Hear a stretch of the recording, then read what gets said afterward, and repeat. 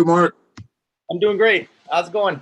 Good, good. Hey, I'm setting up live stream. Give me 1 second. You take your time. Yeah, I'm on a whole different setup today. I'm on my laptop because and evidently I don't have backgrounds for my laptop. I don't know why. Brand new laptop, and I'm also on my phone uh using my phone's internet. Can you hear me? Am I moving okay? I can hear you just fine. Yep, everything looks good. Okay, good. Everything looks good. All right, yeah, because I'm gonna have to figure this out today. Don't have internet, don't know why. Haven't had it for a few days. They're working on it, but so I'm connected to my phone right now, and I'm hoping that just holds up for the whole 2 hours. Yeah, Yeah, hopefully you got enough power. yeah. What I'm probably going to do, just to be safe, I'm gonna turn on my iPad too. That way, in case the laptop goes out, I'll at least be on the iPad. So how's your week, man? Everything's going good. Just Yeah, trying to get a loan from a bank. four. I made a private money loan. Oh, got it. Okay. Uh, it's been a long time now, and so all my OPM, the borrower defaulted. I had to foreclose. I got the house back. I renovated it and I furnished it. I put it on Airbnb, so now it's actually making money. And it's been a long time. Probably 18 months. I've been paying 12% interest to my OPM. Yeah. So I'm ready. I'm finally. The property's finally stabilized, and I'm ready to attempt to get a loan. And I was trying in March, Yeah. right before COVID hit, and then the lenders just all shut down. Yeah. And one of the things that they were telling me in March, right before COVID, was I hadn't owned it 6 months yet. Which was just a stupid parameter. Every bank's got its own little deals, but that was one thing. And I'm like, well, I have, but I put it into a single entity LLC. I went through a foreclosure, and they're like, there's just too much hair. Some of the lenders were like, there's just too much hair on this deal. Oh, wow. You go through the business long enough, and man, some stuff like that just happens. Wow. Yeah, that's terrible. So Well, you think you're on the downhill side of that situation now? We'll see. It's finally cash flowing barely. Airbnb Airbnb is good because improves your cash flow. But man, with 12% interest, I'm paying $2,400 a month, and it's just Yeah, not only that, but it's like Airbnb is getting hit with this COVID situation, right? You're not seeing the kind of activity in terms of tenants that you were a few months ago. It depends on the area. I've got 4 of them. It depends on the area. Okay. Some of the properties are doing really well. This one is in St. Paul. No one really wants to travel to St. Paul. I mean, the Lumineers have been canceled. Bruce Springsteen was canceled. Elton John was canceled. Graduations were canceled. So that's why people come to St. Paul, is to go see those events. Oh. So yeah, it has been a challenge, but hopefully that turns around. Hopefully. Wow. Well, sorry you got to go through that, man. It's just part of it. It's just part of it. That's the attitude to have right there. Yeah, it's just a part of it. Got my first challenge and won't be my last, I'm sure. I've owned 249 houses, so I'm like, there's. You've owned what? 249 houses. Wow. So there's always a challenge with every house. Wow. So you've been in this game for a minute. Yeah. 22 years. 22 years. This Wow. month. 22 years this month. Wow. So that means you went through 2008 and everything. Yep. I bought my first house in 98. Yeah, and I went through 2008 in September, and 2008 I was holding on to 50. houses. And just stuff happened at that point. We had to survive, and we did survive, but it wasn't easy. Right. Good times for sure. Yeah, I was a partner in a mortgage company at during that time, so I took it on the chin really hard, and yeah, it messed me up. I didn't recover as quickly as it seems like you did. Yeah, I thankfully started speaking in 2009, and that's kind of what saved. Well, that's what got me out of what I was in, the speaking gigs and teaching. Oh, Yeah, okay. that's fun.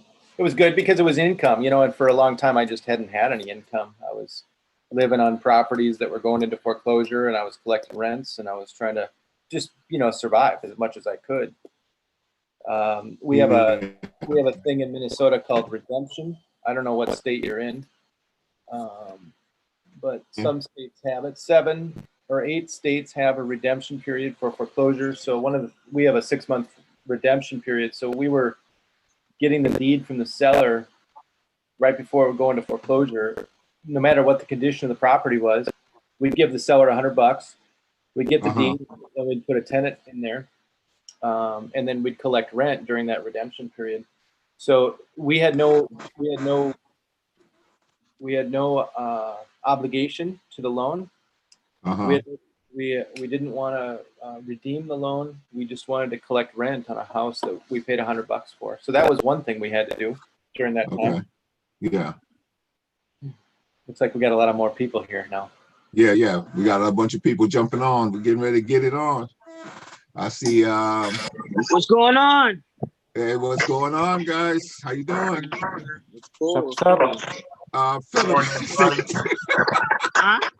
I thought you was at the park with ladies in the background. What's that all about?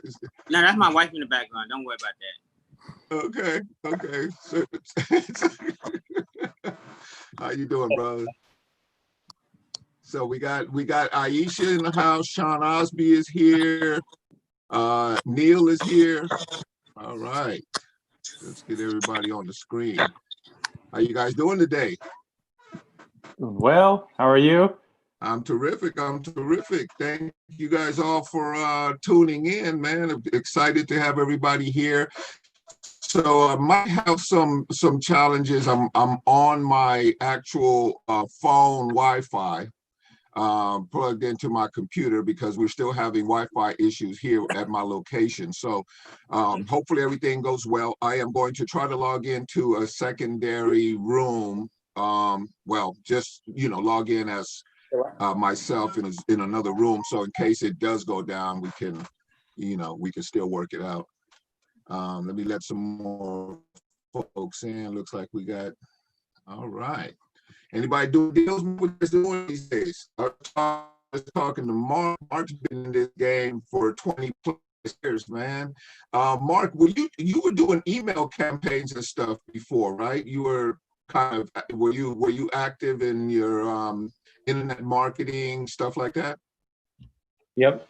We do some Facebook ads, Google ads, a lot of SMS, texting. Good. Yeah, because I think if I check stuff in there somewhere. Have you done that before? I don't know for you guys, but I can hardly hear you, Victor. Yeah, it was just jumping a little bit. The internet connection was jumping a little bit. Can you ask that again? I can hear you just fine. I think it's situational because I can hear everybody fine so far. Okay. Yeah, so you guys might have to work with me a little. Okay, cool. All right. All right. Well, hopefully it clears up. Hopefully everybody is able to participate. We can get it going. Yeah, Mark, you're kind of a little bit. I can hear you okay, but your video is a little bit choppy. Let's see who else we got in the room. Edward, welcome. Waylon, what's up, buddy? All right, we got Rick in the house. Aisha, Joe Lemereau. All right. All right, you guys. So we're talking about some deals. Anybody got anything that they want to talk about? I have a deal that kind of came together really strange. I was in Bakersfield at a restaurant, and you know how everybody's waiting and doing the social distancing stuff and everything, right? So I'm at the restaurant, and this just say hi to this guy, and he says, you know, I'm like, how long have you been in town or whatever? And somewhere in the conversation, he says he's selling his house. Long story short, find out that his house is up in this gated community, really nice house, probably worth about 640. I ended up in a conversation with him, told him I would come by that night and take a look at the house and see what it looked like. Ended up going by the guy's house, amazing property with canyon views and all sorts of, you know, really nice stuff. And as it turned out, I ended up making an offer on the house. I ended up getting the house for $535. So it looks like there's about $105,000. And so we opened escrow on it yesterday. So hopefully we can get all the way to the end on this one, but it was just a conversation that started in a coffee shop. And just basically introduced myself, and, you know, he started talking about his house. I, you know, used guts on him and basically just, look, are you trying to sell it, or do you want to just try to do the whole realtor thing? What exactly are you going to do? Ended up going over to visit, found amazing house, right? Like really nice house. And when it was all said and done, ended up with about $105,000 worth of equity that we're going to be able to work with. Not a bad little hookup. So what do you plan? What is your exit strategy? Oh, I'm gonna wholesale it. It don't need no work. No, I may have to put, he was actually doing some work on it. I actually told him to stop because he was going to try to he was going to try to do $5,000 worth of work, which he's going to try to charge me $25,000 for it, for what he wanted after the fact, if you understand what I mean.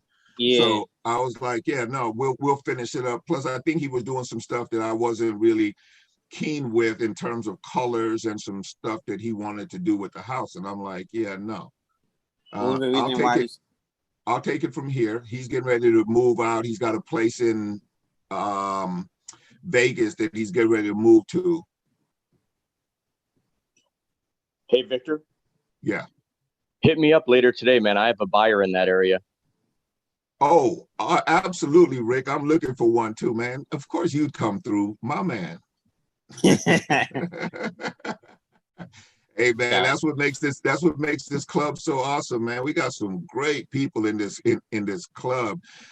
Rick, I don't know if you were hearing me just now, but you know, Mark is new to this club in terms of you know, doing this type of training or whatever, but he's been in the game for 21 years. I'm sure he's got some valuable information, knowledge, and stories that could you know, that could probably benefit all of us. So appreciate having you here.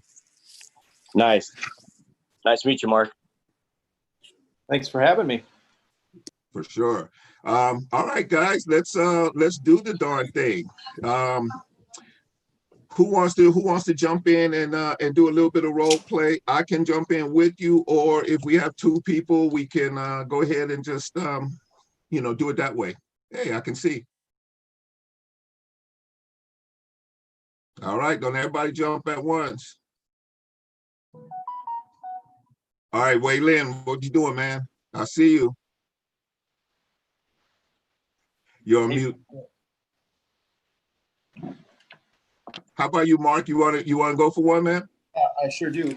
Hook me up. Okay, cool. Are you trying to do buyer or seller side? I'll be a buyer. You be a buyer? Okay, got I'd like to talk to a reluctant seller. Does anybody want to play the seller? Sure, I can do that. My man, Neil.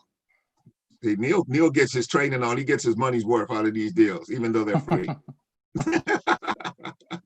All right, cool. Do you guys want to set the stage as you go, or should we set a stage in advance? The only thing I would like is just the reluctant, skeptical seller. Reluctant, skeptical. Yeah, someone that's like, typical, like who you see today. You said Okay. typical. That's exactly right. Well, Yeah. I'll throw something in there. I was on the phone with somebody who just wasn't talking at all. And it's, I found that it's always been easier with people that just talk, and then all of a sudden I'm with somebody who's just, I don't know, practically silent, and I'm like, I didn't know what to do. Anyway, so I'll throw that in there, see how you handle it. Okay, cool. So let me just dial up your number here. Ring, ring. Hey, how's it going? Hey, Neil, this is Mark. I'm not sure if I got the right number. I was calling about your house over at 123 Main. Do you still have that house? Yeah. Do we know each other? Well, I'm not sure. I've got your number here. I think my assistant brought it to me. You wouldn't be interested in selling or renting that house, would you?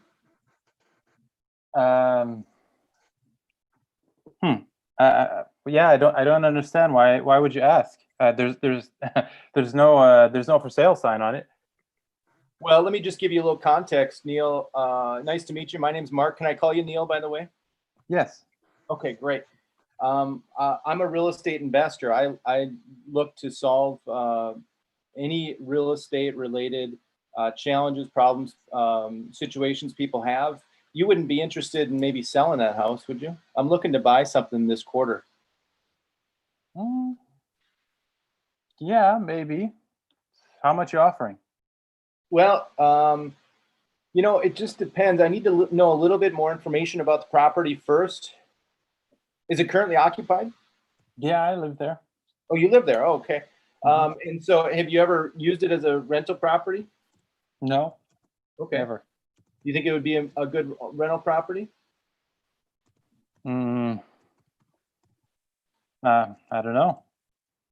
Are there people that want to live in your neighborhood, or is it pretty desolate? People leaving, boarding up windows, boarding up doors, or is it a pretty nice area? No, it's a new area. My area was built in 2008. Excellent. So people like it.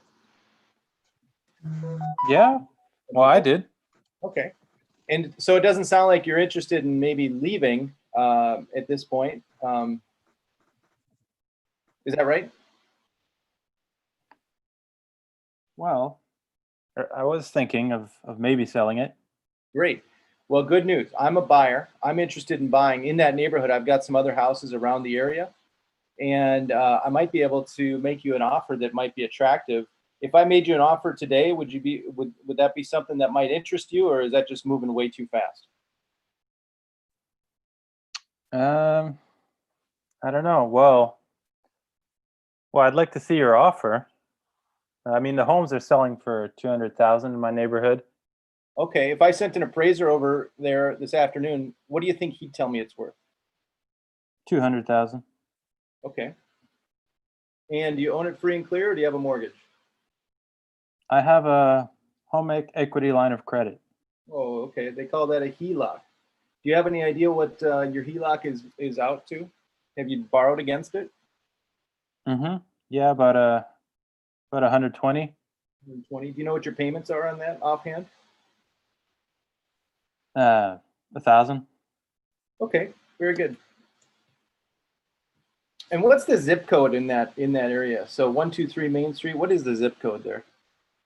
It's 87059. Okay. And is it?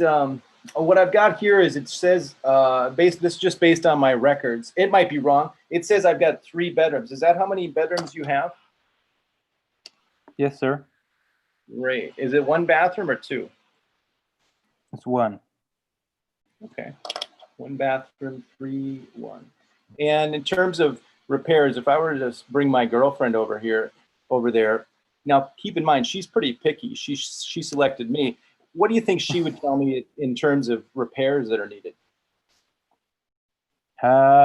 it's all fairly new. I'd say it's just a maybe paint job and floors and maybe this and that, but nothing major. Paint floors, maybe $5,000 or less. Yeah. Okay, good. Well, I'll tell you what, I think sounds like something I might be interested in. I'm an investor. I think I mentioned that.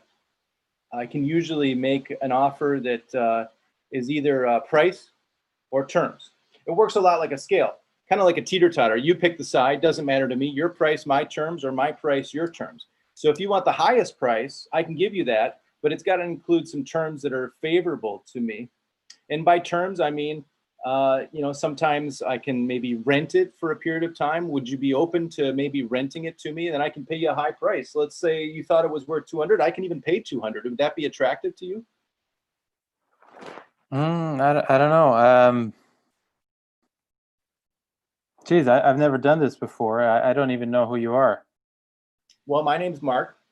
I grew up in the Albuquerque area, very close to where your house is, as a matter of fact. And I'm interested in trying to put something together. I'll tell you what, I can put it down on paper and send it to you. Would that be acceptable to you? Then we can get on the phone later this afternoon and review what I can come up with. Sounds like I've got all the information I need. Yeah. Yeah. Okay. I definitely like to see it before. It before I doesn't make a sound like decision. maybe, Neil, it's the right fit for you. Maybe you're not interested in selling right now. I can just call back in maybe 6 to 12 months. Would that be better? No, I would like to see the offer. Okay. It's going to take some time to put an offer together. Why don't I just do that right now? And you tell me if it sounds like something that we should put down on paper, because it's going to take some time to put the offer together. And I don't want to waste your time. I'm sure you don't want to waste mine. I could probably give you $200,000 for the house purchase price. Give you $1,000 a month for 10 years. Does that sound like something that you might be interested in? So for 10 years, I'm going to give you $1,000 a month for 10 years, and I'm going to give you $200,000 for the house purchase price. You said it was worth 200. I'm giving you what you think it's worth, and I'm going to cover your debt for 10 years. well, how am I going to pay for another place? How are you going to pay for another place? Well, do you need to pay for another place? Is that a requirement of yours? Yeah, because I'd be leaving this and I need to go somewhere else. Okay. You don't have another house to move into? No. Okay. Well, how much do you think you need to pay for another place? Well, You going to buy another place? wouldn't I need to get a loan? I don't think I could get another loan since I already have this one. Well, if I give you the paperwork, you can show that to your lender that this house is taken care of. So, for instance, I own 15 rental properties. If I didn't have tenants in there, I couldn't pay for those rental properties. So I show my banker all the income from the rental properties, and they sort of cancel each other out. So you got $1,000 coming in, you got $1,000 going out. They sort of cancel each other out. So that's paperwork that you could show your lender. So you're looking to buy another house? Maybe I have something that might suit your needs. What type of house are you looking for? Do you want a pool?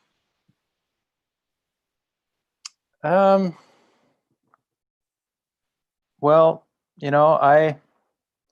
what I need here is actually, help getting this loan paid off. The HELOC loan? Yeah, because I'm a little behind on my taxes and on my HOAs. Okay. How much behind on your taxes are you?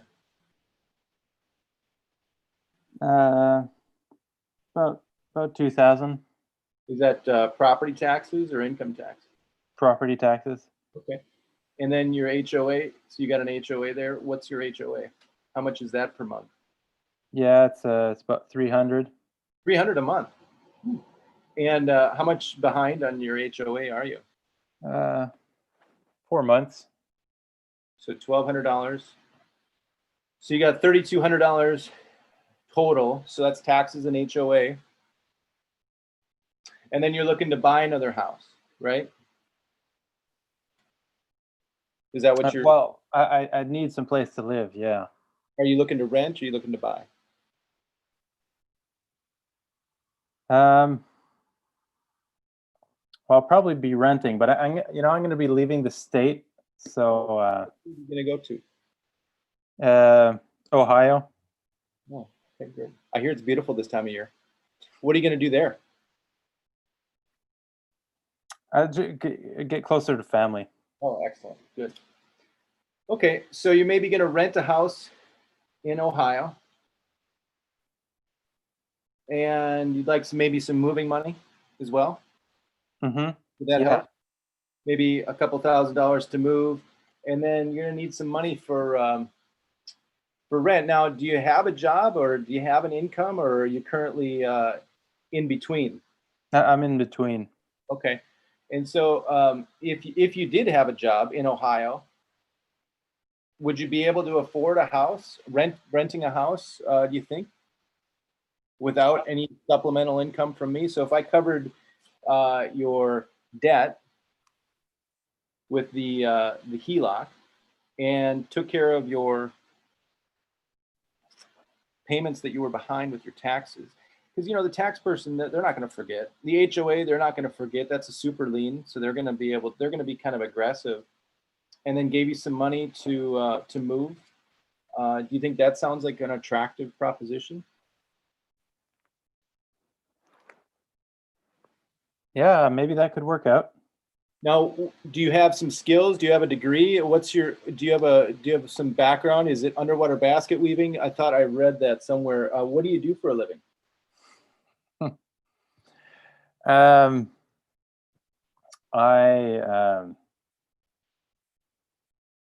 a software engineer. Oh, okay. Well, very good. Well, they're in demand, I hear, in Ohio, especially this time of year. So maybe that would be a good prospect for you. I just want to make sure I understand all the facts before I send the offer over, so that I can help you.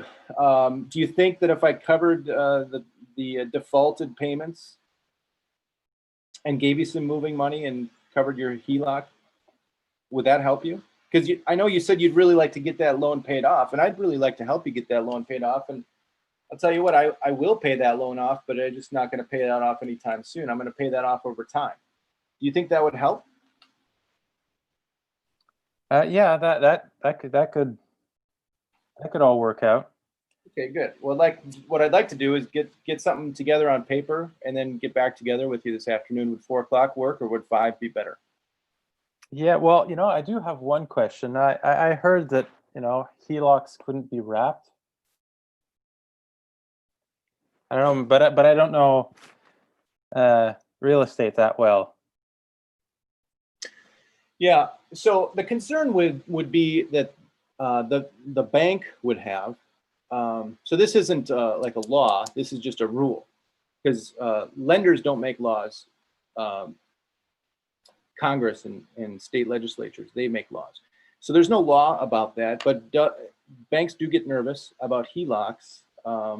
And so what we would do is probably just modify the HELOC to lock it, so you can't borrow any more money on it. So we would lock it in. You said you owe about $120,000. And so we would just lock that in, so you can't borrow any more money on it. We would fix that. And that's just a simple modification to the loan. The bank would be interested in doing that. They would be willing to do that. And then they'll be a lot more comfortable with working forward with or moving forward with our transaction with a lease option or a wrap, or however we decide to structure it. We'll kind of get into that a little bit more after I look at the paperwork. Does that make sense? Yeah, it does. Okay, would this afternoon be okay to get back together? Would 4 o'clock be good, or would 5 be better? How about 5? Sounds good. I'll send you the paperwork. I got your email address, neil@neil.com, and I'll send that off to you, and then we'll get back together at 5 o'clock. Now, is anyone else, in addition to yourself, going to be making the final buying decision? No, it's just me. Okay. I I might call up a friend though. Oh, sure, of course. And if you'd like them to join at that time, we can arrange a conference call. Okay, yeah, that'd be great. Okay, so we can just touch base about that right away when we get on the phone. Just make sure they're ready, and then I'll just dial them in. Thank you so much, Neil. I'll get this paperwork to you. I'll send it off to your email address, neil@neil.com. Okay, thank you. Thank you, Mark. Talk to you later. All right, guys. Good job. First, let's get some feedback from Neil. How did you think that went? Where were you in terms of your feeling about the transaction? Did you get the information that you needed in the transaction? Were you engaged in the transaction?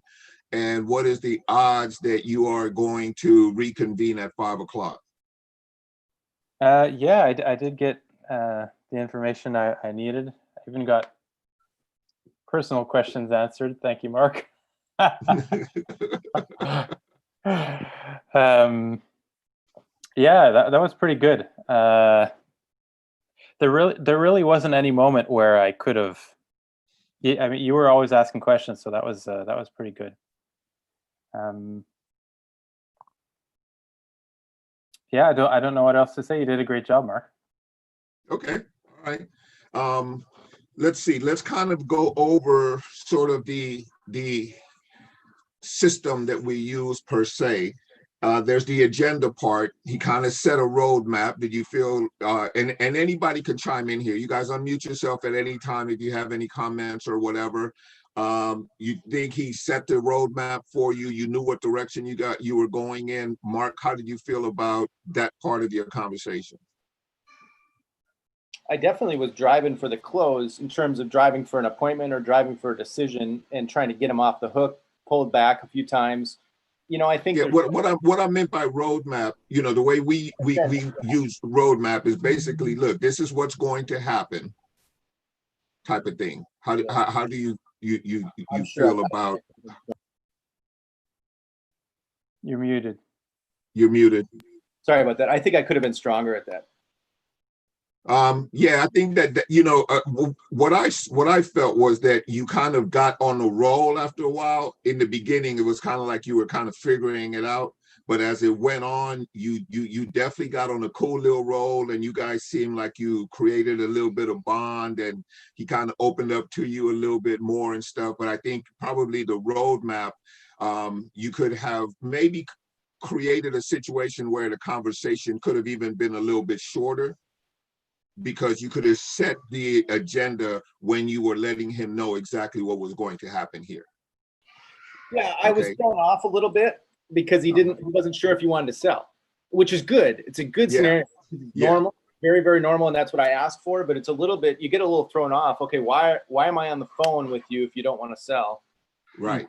Or yeah, I love where you went with, you know, creating some urgency. Let's get the, do you want to sell this house today? Or, you know, are you really not interested in selling? And he was like, well, yeah, I want to sell it.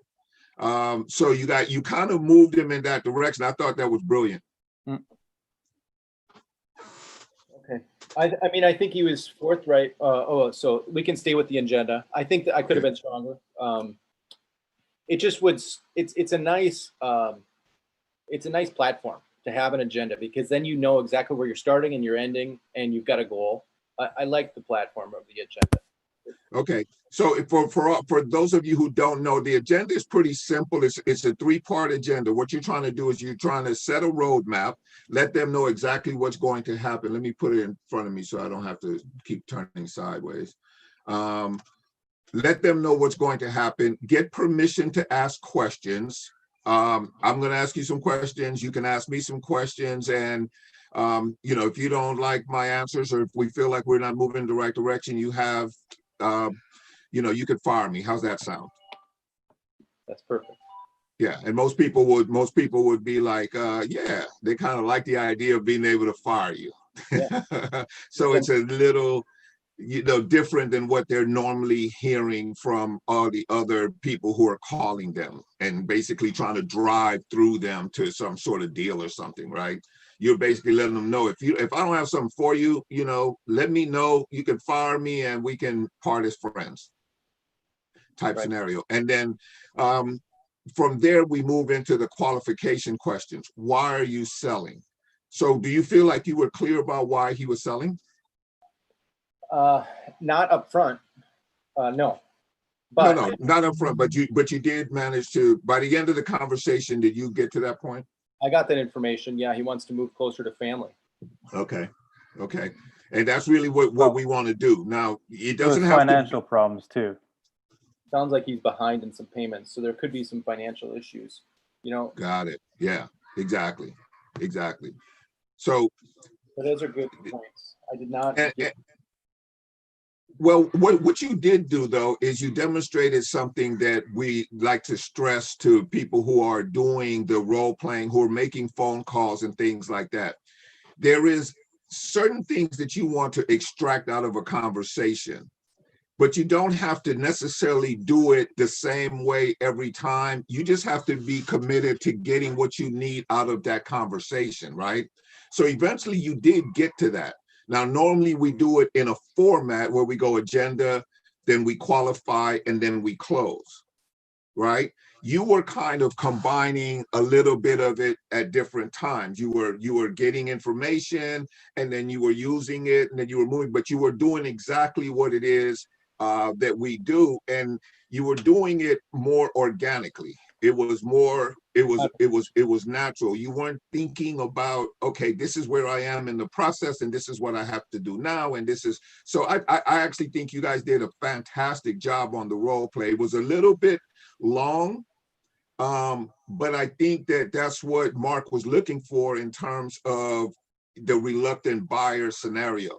So the reluctant buyer is going to make a longer phone call because they are going to try to hold on to information. They're going to, create roadblocks that you're going to have to overcome. So that conversation will typically be a longer conversation.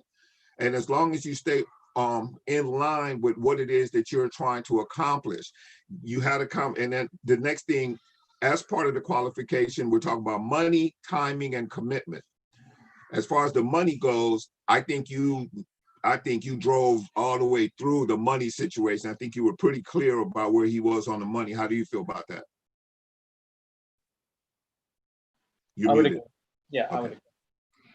Yeah, I'm pretty clear on what his money scenario is, what his needs are in terms of money. Mm-hmm. Okay, yep. Okay, good. Neil, you thought how do you feel like he did in terms of extracting the money dynamic from the conversation and from your motivation? Yeah, well, I mean, at some point I just opened up because I figured, like if I was going to get this thing sold, which was, my end game that I was trying to hide. Yeah. I figured I'd opened up, so to move this forward, to see what he had to offer. How did you feel? I'm sorry, go ahead. Yeah, well, I had a question. What would he have done to make this any shorter? Because I mean, it was pretty short. Yeah, I don't know. Like I said, under the circumstances, when you have the reluctant buyer, your conversation is going to be longer. So I don't know if he could have made it much shorter. There were a couple of times where he sort of went into explaining mode, where like in our system, what a lot of the times what we do is, Neil, that's a great question. You asked that question for a reason. Can I ask you why?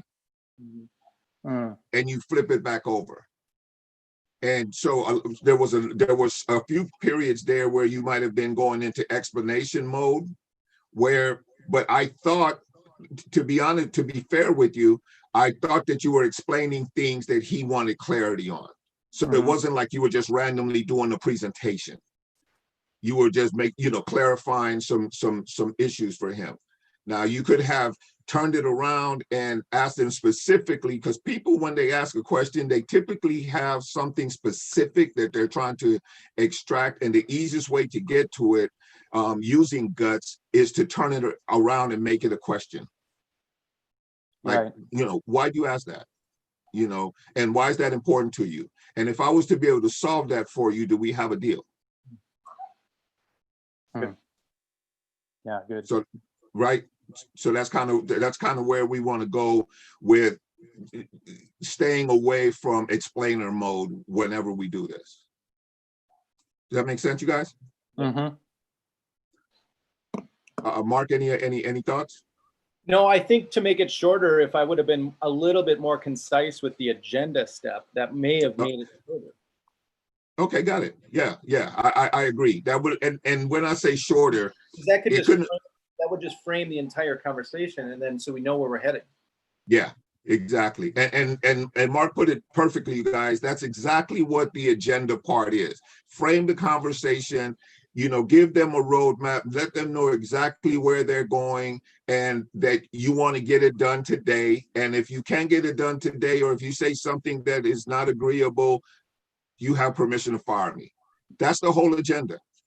Just let them know where we're going. We're going to the park. And to get to the park, we're going to walk down this road. But if for whatever reason you don't like this road, or you want to change direction, there's something else you want to do, just let me know or step off. Okay, so that's the format. And then we talked about timing. You know, he made it clear that he wanted to try to get something done today. That's exactly what we want to do. We're not trying to talk to you 4 and 5 more times. We want to talk to you today. We want to do a deal today. And if you don't do a deal with me, I only have a limited budget. This is something I like to use. I have a limited budget. I'm going to buy a house. I hope it's yours. But, you know, if we can't come to an agreement, I understand. You know, feel free to fire me or whatever, but I am going to buy a house today. So now in the back of their mind, they're thinking, you know, if he goes away, he may or may not come back. He or she may or may not come back. So that's kind of just a little seed you plant in their mind that I might want to, you know, step up my exchange with this person so that this person, you know, gets to the point at which they really feel like this is the house that they want to buy if they're going to buy a house. Okay.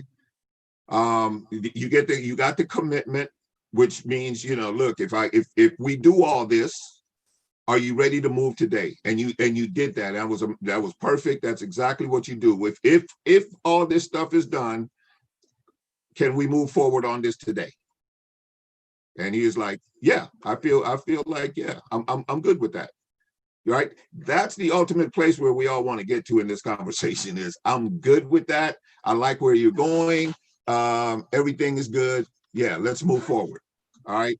And then obviously the closing where you recapped everything. One of the things that you did, which I do as well, is you never said contract.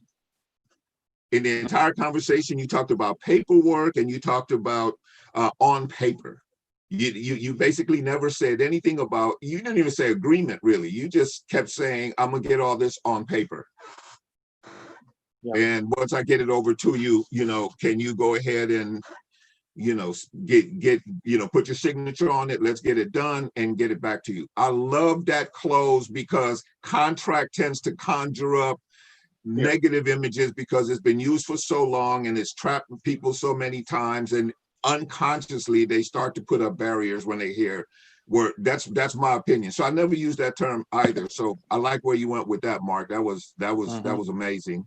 And you like to use the word agreement though, right? I like to use the word agreement. Yeah. And Mark says, you know, get it on paper and get it over to you. Yeah. So that's very good.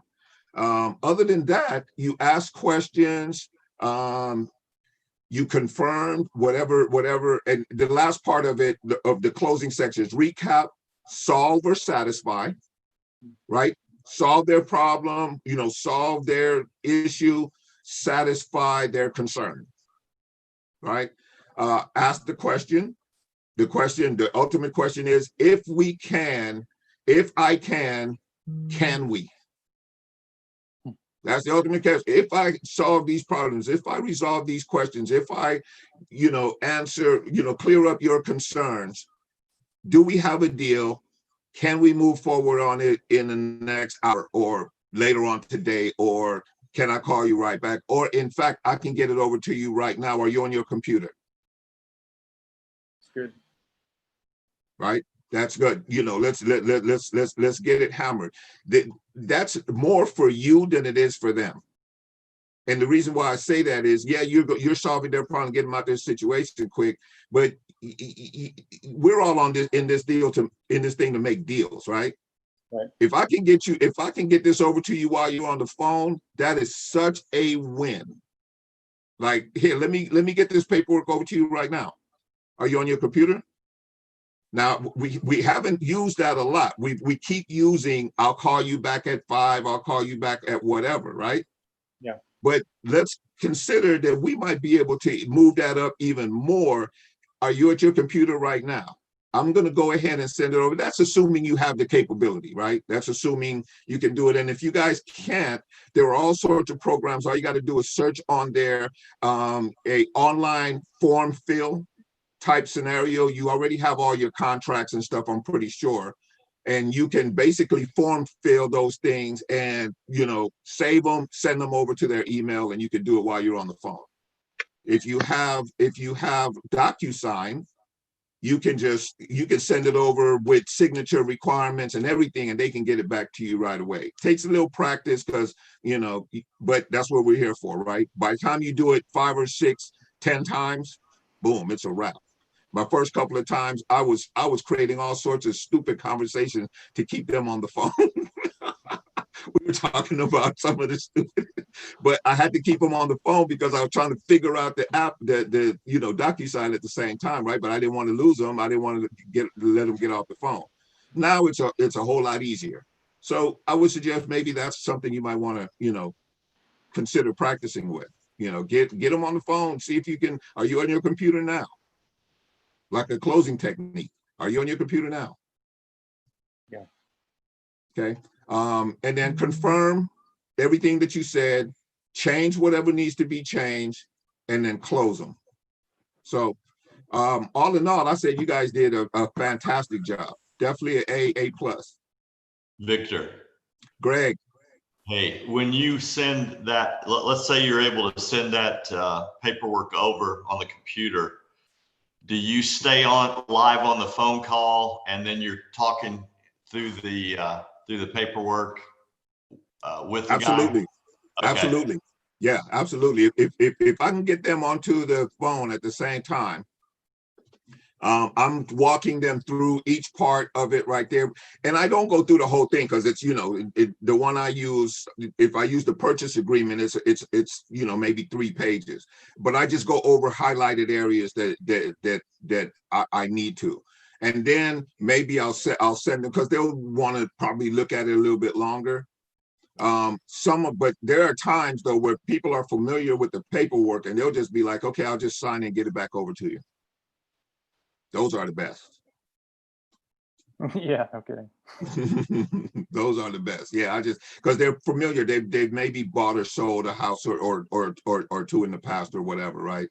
So they're familiar with it. They just sign it and they get it back over to you, and then you start doing your real due diligence at that point.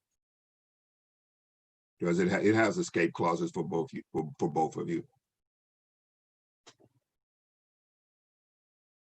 All right, guys. All right. Outstanding.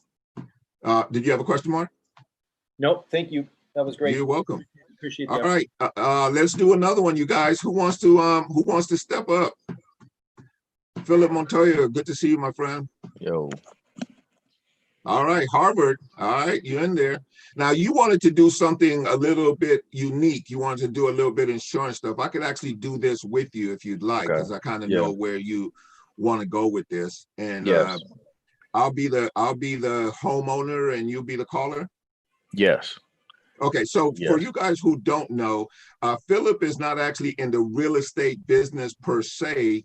he has clients who are homeowners and things of that nature, and he sells particular insurance products. So his reason for being on the calls is really to learn the guts method, and it allows him to use the guts method in a little different environment. So because I know a little bit about what he's doing, we're going to do a little bit of role play and see if he can, go through the agenda. Remember Harvard, we go on agenda, qualification, closing. close. Hmm. Okay. Yeah. All right. So let's go. Hey, all right. Hey, Victor. Yeah. Hello. Yeah. Hopefully, I caught you at a good time. Do you have 5 minutes? I might have 3 minutes. 3? Oh, that's perfect. That's perfect. Yeah.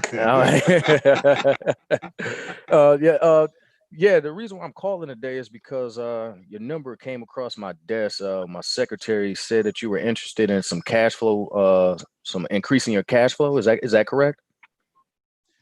Yeah. Yeah, and she took some notes here, and I just wanted to make sure that they're correct. It says that you have about 150,000 in equity in your home, and it's kind of locked up, and you're interested in some of the information that you saw on my website in regards to how to unlock that equity. Is that correct? Yeah, man. I want to buy some. I want to buy some more houses. I want to do a little bit investing and stuff. Right. Maybe do a little stock investing, something. But I don't have any access. Okay. Yeah, that's perfectly fine. Well, yeah, if you don't mind, I would like to ask you a few questions just so we can gauge it in this situation in particular. You can ask me some questions at the end, and let's figure out the best way we could solve your issues today. And if not, then it's okay to fire me. How does that sound? Oh, that sounds great. It sounds Yeah. great. Okay. Yeah, Okay. absolutely. Yeah. Yeah. Now, how I long like have you being actually? able to fire people. Oh yeah, me too. It makes me feel like President Trump, right? And everybody like to say you're fired. Right. Okay, I'm gonna pretend you didn't even mention him, but okay. It's okay. Everybody got their taste. That's right. Yeah. So yeah, if you don't mind me asking, in regards to your property, like how long have you been living there? I've been here 10 years, man. 10 years. Oh my goodness. Yeah. Yeah. So I guess that it's been a road over there, huh? In regards to home ownership and having that equity in there, and it's like, I guess, is it foreign to hear that you're able to use like your home equity to create some cash flow for yourself? Is that foreign? Are you familiar with that, or? I can't say it's either foreign or familiar. Like I've heard of it, but I don't know anything about it. Like I know it's something that's out there. Oh, okay. Let me ask you this: what would be your biggest reason? What is your why to access that capital? Okay, so off the role play a little bit. Okay. I kind of gave you the reasons on the front side when I was telling you about. Yeah, I heard like 6 different reasons. You said stocks and real estate and some so other investments. if I'm you, I'm cementing those reasons rather than having me repeat everything that I just said to you, right? Because now the conversation is just going to get long because. And now I'm thinking, were you even listening to me? Were me listening? Okay, that's why I was curious about the biggest reason, so I can hone in on it. But what I'll do is, like you said, I'll just reiterate it and say, yeah, you can just hit me with 2 or 3, and of those, which one would be the most important one? Got you. Like if you had to choose one of those reasons, which one would be the most important one for you? Right. So out of the reasons that you gave me in regards to being able to invest in real estate and stocks and whatnot, which one would be the number one reason for you? What would be your why?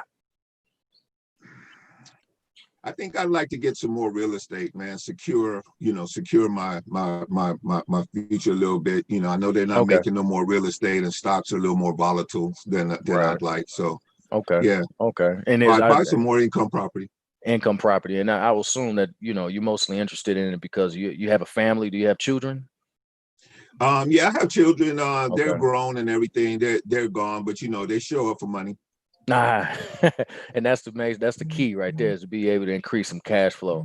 Okay, all right then. Yeah, to be able to answer, whenever they call. That's it. And that's right. All right. Okay then. It sounds to me that you really just want to increase some cash flow, focus on your investments, and in regards to real estate is something that you're mostly familiar with.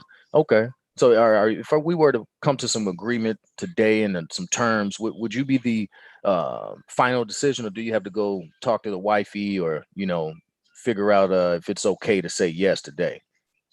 Well, no, it's just me on this one. Okay. The decision maker. You are the decision maker. That's right. Okay. Perfect. Now, what I would like to say is the cash flow system that I'm going to introduce to you today deals with you being able to unlock that HELOC, right, and utilize it for cash flow today, and be able to build up your own personal banking system to increase your cash flow. How does that sound to you?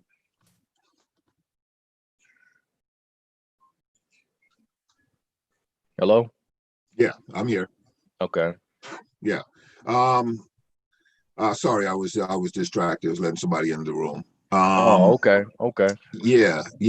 How would that sound if we were able to create a cash flow system for you using the home equity that you have in your home, and at the same time give you some death benefit and some dividends in the process of that? How does that sound? Complicated. Say it again. Complicated. Complicated. What if I Yeah. tell you it's extremely simple? It's as simple as ABC. Well, first thing, we will adjust the home equity that you have in your home, create a loan on it, and we'll do it over a course of 4 to 5 years. So okay, so it's a loan. Well, we're going to remove it slowly out of the HELOC. We'll remove it slowly out of the bank's hands.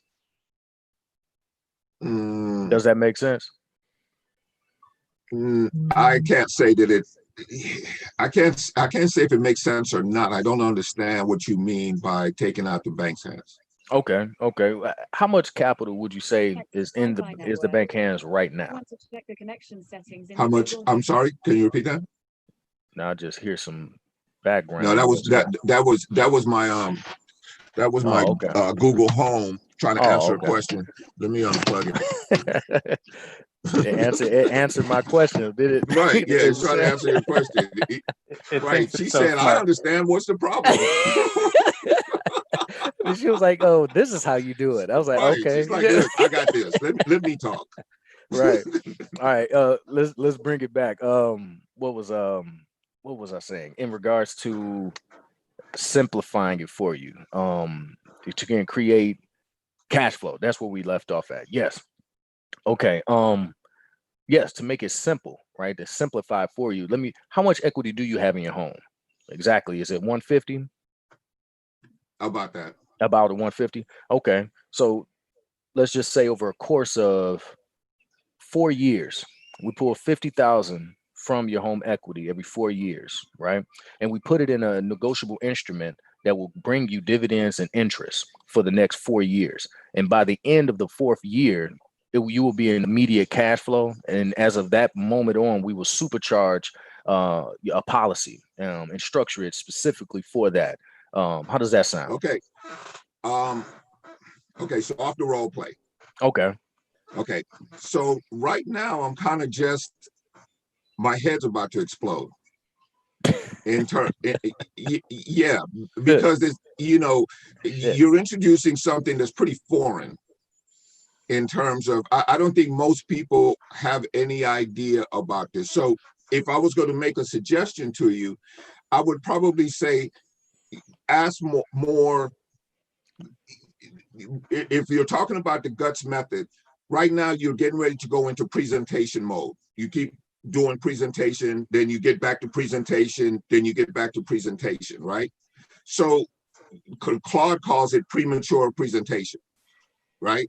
Yeah. You don't want to go to presentation yet until you have gone kind of through some of the other stuff. Like you did the agenda pretty good. You said, look, I'm going to ask you some questions. You're going to ask me some questions, and then we're going to, if you don't like it, feel free to fire me. Okay, so now we're in a conversation. We're in a dialogue. We're good, right? Then the qualification question, was why. We got to the fact that I wanted to invest in some more real estate, right? the money situation is something that you could probably, so I would have probably went someplace like, okay, so why do you want to invest in real estate? Right. What Okay. is the attraction of that for you? And cash flow or some type of consistent cash flow, whether it's rental property and Okay, and why aren't you doing that now? Okay. Well, as of right now, I got money locked up in a 401k and HELOC, and everything is pretty much going towards bills right now. Okay, so you don't have access to the money. No. Okay, so if I could show you a way to access that money, that would be something that you would definitely be interested in, something we could talk about today. Yes, tell me more. Okay, all right, good. Now, assuming I could unlock your money, how soon would you like to get that done? Today.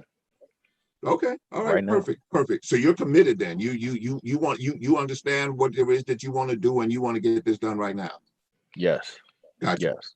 Got you. Okay. So right now, we've had I basically took about 2 minutes and kind of condensed all of that information down, right? You sure so did. now it's still, like that was 2 minutes. You understand what I'm saying? So I didn't waste a whole lot of time trying to explain to you what it is. The main thing I'm trying to get from you is, what is your motivation? How motivated are you? And now can I paint a picture? Okay, so to take it a little bit further.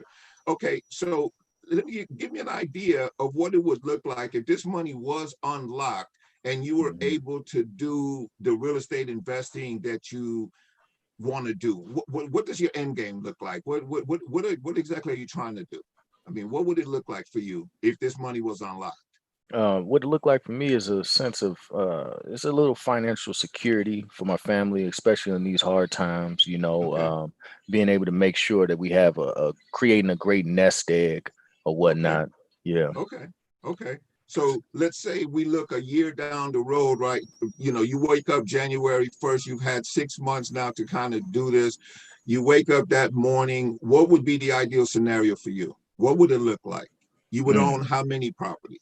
No, well, from now until then, we're talking about 6 months is just right around the corner. Hopefully we can get 1 or 2 good properties and have some renters in them. Yeah. Okay, and cash flowing. Let's just play this game. Yeah, let's just play this game. What would you like your cash flow to look like? And the market a little bit. You know what rents are going for. So what are you thinking? Like 15 to 3,000 a month.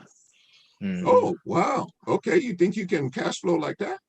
15 to 3,000 a month. Yeah. Okay. Very nice. What would 15 and 3,000 a month do for you? And the reason I'm painting this picture for you is because I have a friend who did exactly what it is that you're talking about. Took some money, created a situation for himself using the products that you and I are going to talk about, and they were able to put themselves in such a place that their peace of mind increased, their sense of self increased, their confidence increased, their ability to have that security for their family, knowing that if the kid came home from college and needed some money, that it changed who he was, right? Is that something that is that what you see for yourself in this? Yeah, of course. That's exactly what I see. Yeah. Okay, so now you see where I'm going with this. I'm getting you emotionally invested, and you painting the picture too. I'm painting a picture for because see, if you just start hitting me with a whole bunch of stuff, like I don't know nothing about insurance. I definitely, you start throwing out words like annuities and stuff like that. Quite honestly, the average guy has only heard those terms. Right. Yeah. No idea what they really mean. Nobody. Right. Exactly. Yeah. So if you can, in your teaching or your understanding of it, if you can find another way to explain annuity, a short, concise way to explain annuity. Okay. Like what an annuity is just a monthly payment. Yeah. A monthly payment. What it does is it turns your money into a monthly payment to you. Monthly. Yeah. Yeah. Right. Simplified. Right. Simplified. Yeah. I can understand that. Yeah. Okay, but, good. So it's but a don't you process of that turning but them the up. word itself is kind of questioning. It's like, well, what does that mean? Oh, it means this. Why didn't you just say that? Now Got he's you. Yeah. distracted. Yeah. Now he's Yeah. figuring it out. You Yeah. need all his attention over here. Look, I need you Yeah. listening to me. I don't need you trying to figure out what the hell annuity is. Right. Yeah, you'll come Right. back over here, right? Okay. So, as part of the gut system, that's what we're trying to do. We're trying to maintain the focus on the conversation. We're trying to give them just enough information to get their curiosity piqued Right. before we ever start going into any type of Premature presentation. what I'm looking to do right now. I understand that your goal is to buy you some income property to position yourself in an equity position such that your equity is growing and you have a monthly cash flow and you increase the your sense of security with your situation. Is that correct? Yes. Yeah. Okay, good. Yeah. So I have something that I think will solve that problem for you. Yes. And one thing, will you give me a couple of minutes to try to just kind of paint this picture for you with how my product works? yes. Yeah. Sure. Okay, good. I got a couple minutes. Yeah. Okay, good. Yeah. See, so now I've gotten his permission. Yes. I've gotten his motivation. I've got his listening for sure. And his commitment. And his commitment. He thinks now that I can solve a problem for him. I've bonded together with him to the point at which now he knows that I have some relatability. Right? We've done this. We've been here. I kind of know what you're talking about, and I'm not overwhelmed with trying to figure anything out right now. That's right. And I now just see my goal. I just see my goal, and I see that you might be the one to help me get there. Yeah, and that right there, and you asked for the allotted time to fully explain the, I guess, the nuances, the nuances, all the details, all the details. You know what I'm saying? Yeah. Like when you go to the car dealership, I could care less that you're going to make an adjustment to the, air compression unit that operates the. I could care less, right? All I want to do is get my car fixed, and I want it to be running like it was when I bought it from the dealership. Right. Yeah. I don't care what you're going to do. That's not my job. That's your job. Right. That's right. Mm-hmm. I'm just interested in you getting me back into my car and it works the way it worked before. Got you. All right. That makes sense? Yeah, no, it makes a lot of sense. And then even in the role play, even though I didn't say it, the individual that I would be calling would be interested in creating a policy using the HELOC to create the policy. So when I mentioned cash flow and certain things like that. So I would stay away from words like policy. Okay. Right? Because now you're just back to talking insurance again. Right. You've been in this game long enough to know nobody wants to talk about insurance. And it's one of those things, just like Jimmy said our last one. He was like, gotta name it something else, like safety net or whatever. But yeah. Safety net or something. Yeah. Let me tell you about a product that we use. Right. It's a product. Everybody knows product. Everybody's comfortable with product. Everybody's okay with product, right? Yeah. So we have a product that actually accomplishes exactly what it is that you're looking to do, Mr. Prospect. Right. Okay. You know what I'm saying? I'm not going to talk to you about policies because nobody, and anybody can chime in if they want to. Nobody wants to talk about policies. Nobody trying to talk about no damn policies, period, right? Like I ain't interested in no policies, right? First of all, it sounds complicated, and second of all, it's going to take too damn long. Yeah, right. You know what I'm saying? I ain't got that much time to give you to explain the policy to me. So anybody want to chime in here? Anybody got any feedback? I don't want to just be. But Harvard, are you sort of understanding where we're going with it as it relates to guts? Yes. Your product. In regards to guts, and because there's no way to get around like life insurance, right? Long-term care, accidental health.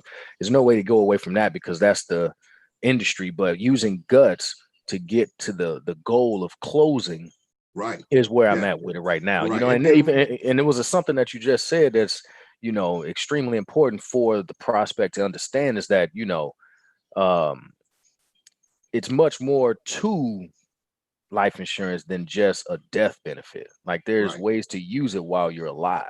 And that's where I was talking about the cash flow and, you know, dividends and interest and such things like that. But that is kind of foreign because that's not common knowledge, you know. It's So not common now, knowledge, yeah. right? So now Yeah. being able to So, really so explain if I'm talking about dividends, I'm saying, you know, part of this product that we use, the way we use it, will actually allow you to pull out some cash flow every single month, like guaranteed. You know, we call that a dividend. Yeah, gotcha. Yeah. You see what I'm saying? I've just explained what I'm going to be giving you. I've explained it to you in terms of cash flow. Cash flow, right? Everybody on this call and everybody out there who's grown knows what cash flow looks like, right? Yeah, yeah. Shit, even kids know what cash flow looks like. Looks like allowance. Yeah, every week. Yeah, yeah, every right? week. But it's cash flow, right? So you start talking about cash flow. Yeah. And you know, it's named dividend, but we don't have to have a dividend conversation because I know that's foreign to you. Yeah, just focus on the cash flow, something that's simple, that's straight to the point. Cash. Yeah. Cash. Yeah. No doubt about it. No, I'm with it. I'm with it. This product will allow you to extract all of that equity that you have there and turn it into cash flow for you. Is that something that you'd be interested in? Sure. Certainly. Obviously, right? Because certainly. we have your goal. Your goal is going to require you to create some cash flow out of this situation right here. Here's an additional benefit. Should in fact, and I understand that your children are important to you. So should in fact something, you know, heaven forbid, should happen to you, there's also a benefit within our product that will pay the children if, again, heaven forbid, something should happen to you. Yeah. Notice I've never mentioned the word policy or innocence or death or anything. Policy, death, or any of that. None of that. Yeah. You just product, and you're painting the picture around a product, and there people are more receptive to that. And then benefit statement. Yeah. Okay. Right?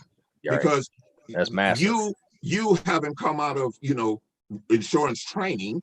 Right, you have all of these terms, right? You understand what all they are. You feel good about knowing what they all are. You call me, I ain't interested in what they are. What can they do for me? Benefit right now. How can it benefit me? Right. We're going to unlock basically, I'm going to show you how we can unlock your equity, get some cash flow into your hands, right? And protect you should heaven forbid anything happen to you. How does that sound, Mr. Prospect? Amazing. That sounds like a dream come true. Is that not what you're saying? No, that's exactly what it is. I appreciate that, Victor. That is I'm gonna watch this recording. What time is it? 1:08. No, I'm gonna get the time stamp. What how many minutes you got over there? There you go. Yeah. So I am so excited, Victor. I don't mean to interrupt, but this is beautiful because this is my first time actually seeing the GUTS method applied to something other than real estate, which is awesome. Real estate, and it's also awesome in this application. And I'm very excited about the conversation around simplifying the terms and amplifying the benefit. This is major. I just want to say thank you. I had to cut in and say that. I appreciate it, Naomi. Thank you so much for that, your words. I really do appreciate it. And hopefully everybody is kind of getting, because it applies to everything that we're doing, right? We're basically trying to cut through. And I think this is good for all the rest of us, because we tend to get into this, real estate conversation to such a degree that we're kind of like, but really, it's like benefit. And we have to figure out how we can plug in what we have to offer to the benefit of the seller or whoever it is that we're speaking to, right? The prospect. Right. And that's always the end goal. And if we can paint the picture well enough for them, the closing part is relatively easy, right? Yeah. If you come to me and you tell me I'm going to unlock your equity because I'm already stressing over the fact that I got all this equity and can't get to it, I'm going to unlock your equity. I'm going to give you some cash flow, and I'm going to protect you in case something happens to you. You got my attention. Yeah. I'm listening. Right? And not once did you mention anything about policy, dividends, annuities, and Okay, you all right. Now help me with this because I appreciate everything. Period. This is definitely advance in my career and understanding guts. Now moving towards the close in regards to the application process. Now I would like let's role play into that because now I in regards to like the process that's fitting for me. I don't have like a contract that I can directly send them on, DocuSign or whatnot. I have an application specialist. So when you're on the phone with somebody, are you trying to get an appointment to see them? Are you working primarily with people in your local area, or are you virtually? I'm working with local area and virtually. Okay. Local area and virtually. Okay. So there is an appointment that needs to be made. Yes. Yes. You're going to, at this appointment, put everything on paper. Yeah. Well, yes. And clarify it for them. The application specialist just takes the information down, and then step 2 is the exam. So, at that point that's step 1, step 2, and then virtually we do like illustrations to show them how it works. Okay. So for the purpose of this role play, we're going to get to where we have enough of a commitment that we can actually set a time and space for you to actually do your presentation. Okay? Yes. We're not going to do the presentation here because I'm going to assume that it's very involved. Yes. Okay. Right. So people will need to see, they'll need to see PowerPoints or different things that will allow them to really get a clear image of all this. Right. So my closing will be the appointment, and also what is going to happen at that appointment. At the appointment, right. There we go. Okay. Yeah. Great. So I think I understand exactly what you need, Mr. Prospect. So this is what happens next. Got you. This is what happens next. You're gonna get a call from my appointment specialist. She's just gonna take some of your information down, and inside this appointment, we're gonna go over the illustrations of the particular product that we will use. If you agree with everything that you hear, so back up a little bit. Okay. At this appointment, we're going to walk you through every step of this scenario. Okay. You're going to know by the end of this appointment, you're going to know exactly how this works. How does that sound? Sounds great. Sounds wonderful. Good. Got you. I'm not talking about illustrations. Because now I'm thinking in my mind, I'm sitting up in front of a damn screen watching a PowerPoint presentation. Even if that's what I'm going to do, that's not the energy you want. Because I'm thinking to myself, do I have time to sit and watch a PowerPoint presentation? Got you. I would have to ask for time, like you did, like in regards to at least give me 15 minutes. What's the absolute? Can I count on you and you lock in that time? Can I count on you? You seem like a person of your word. Right. You see, you seem like a man of your word. Can I count on you just for a 15-minute block to basically give me all of your attention so you can fully understand step by step? How does that sound? That sounds good. I'm looking forward to it. Got you. Okay. I got your email here. And you'll be hearing from my appointment specialist. All right. Okay. We'll set a confirmation. The next person you're going to hear from is going to be a specialist who is going to go through the whole appointment with you. Gotcha. Okay. Specialist. That's all they do. That's all they do. Right. Yeah. Right. They're specialists, and they're going to do this. You see what I'm saying? So you're taking up because you're in a product that is like. Nobody wants to talk about insurance. I'm sorry to tell you, but it's just trust me. I get it. Yes, indeed. Right. It's taboo. It's taboo. So you've got to take away all of that, all of the already always listening that people have about insurance, and turn it into a conversation about just solutions. These are the steps to the solution, and at the end of these steps, this is what you're going to have. The results. Bam. End of story. Boom. Now, that applies to whether they're a real estate, whether it's, I'm assuming you work with other people besides homeowners, or is that your primary target market? Well, the target market honestly is retirees, and the 401k, using that to supercharge the product, and then the homeowners is the second. These are just two niches that I've been able to be successful with thus far. Got it. So problem, solution, process. Yes. That's it. Boom. Because That's they're it. older, right? They're older people. Boom. They're confused easily. Mhm. You know, you want them to have as much clarity as possible in terms of that. That make sense? Oh yeah, that's powerful. No, that's Yeah. powerful. Okay. No, All I'm right, glad. you guys. Thank you. You're very welcome. Anybody want to chime in? Anybody got any comments, rebuttals, anything that they want to share? I got something. Okay. Can you hear me? Yeah, we can hear you, Philip. Yeah. All right. My question is, right, say if I have term life insurance, right? Yeah. And I pay $200 a month. How can you help me out? Oh, okay. We you guys can connect. You can connect it privately with the chat, and you can just send it straight to Harvard exclusively. Yeah, exchange information. Yeah, and put your you number in guys the can chat. connect on that. But we're gonna go ahead and move on with. He said, "No, we role out. We play, out. We Philip. not even worried about that. We are out." No, but just send a message to me privately. Yeah. I'm pretty sure you'd be more than happy exchange your to number. share his information and help you move along in that, as far as that goes. Yeah, especially if it's convertible. I got you. Okay, cool. Michael Goolsby, I see you unmuted, man. That means you're trying to role play. Don't unmute if you ain't role playing.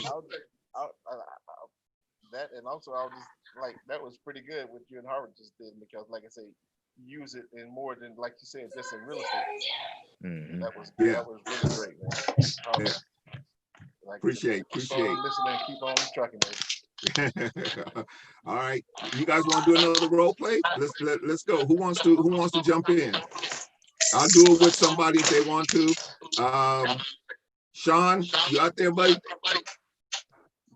I don't mind giving it a go. Okay, Naomi.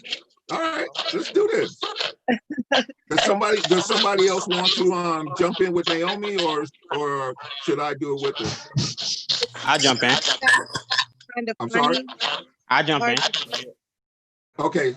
All right. So Philip is gonna role play with you. I'm getting some feedback from somebody. If you guys can mute your That's phone. probably me. Okay. All right. Hear me? Yep, we can hear you. Okay. Okay, Naomi, are you gonna be the buyer or the seller? Can I be the seller? The seller? Okay. Okay, so do you guys want a scenario, or you guys want to create it as you go? Can you give me a scenario? Okay, so you are a homeowner who has a vacant property. The vacant property is worth about $200,000. You owe $50,000 on the vacant property. You live a long way from it, and you're kind of getting tired of, having to do maintenance and stuff. And you don't really have the time, energy, or knowledge to get it properly rented. And you don't want to get somebody into that unit that is not going to take care of it and do all that stuff. So you are really reluctant to do this. You have a good job, you have a life, you have other things. This is really not what you're trying to do as far as, be a long distance landlord. Right. So Okay. $200,000, $50,000 equity, long distance landlord, motivated, but not a pushover. You're not trying to give your house away. Gotcha. Okay. All right. So ring.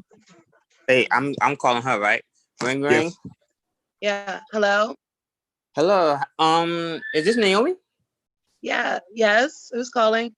Hey, my name is Philip. How you doing today? I'm kind of upset a little. Please forgive me. The reason why I'm a little upset because I was trying to get in contact with you for the longest. I'm trying to give you some money on this house that I particularly think is vacant. You won't be interested in selling it, would you? Wait a minute. How did you get my information? Man, probably I got your information off of I hired an internet provider, and they gave you the number to call you. So you've been trying to call me for a while about, I do have a property. This is kind of weird and out of the blue. What could you give me a little more information about the property you're looking into? I believe you own a property on 123 Main Street. Is that correct? Yeah, so what is it, on a vacant house list or something? No, I was just walking past it because I live not that far from it from my house. So I was looking at it, but because it had like window shades in it. So I'm not really sure it's vacant or not. So I don't know. Can you help me out here? Vacant for a while. I had some tenants in there, but you know, I live a little far from the area.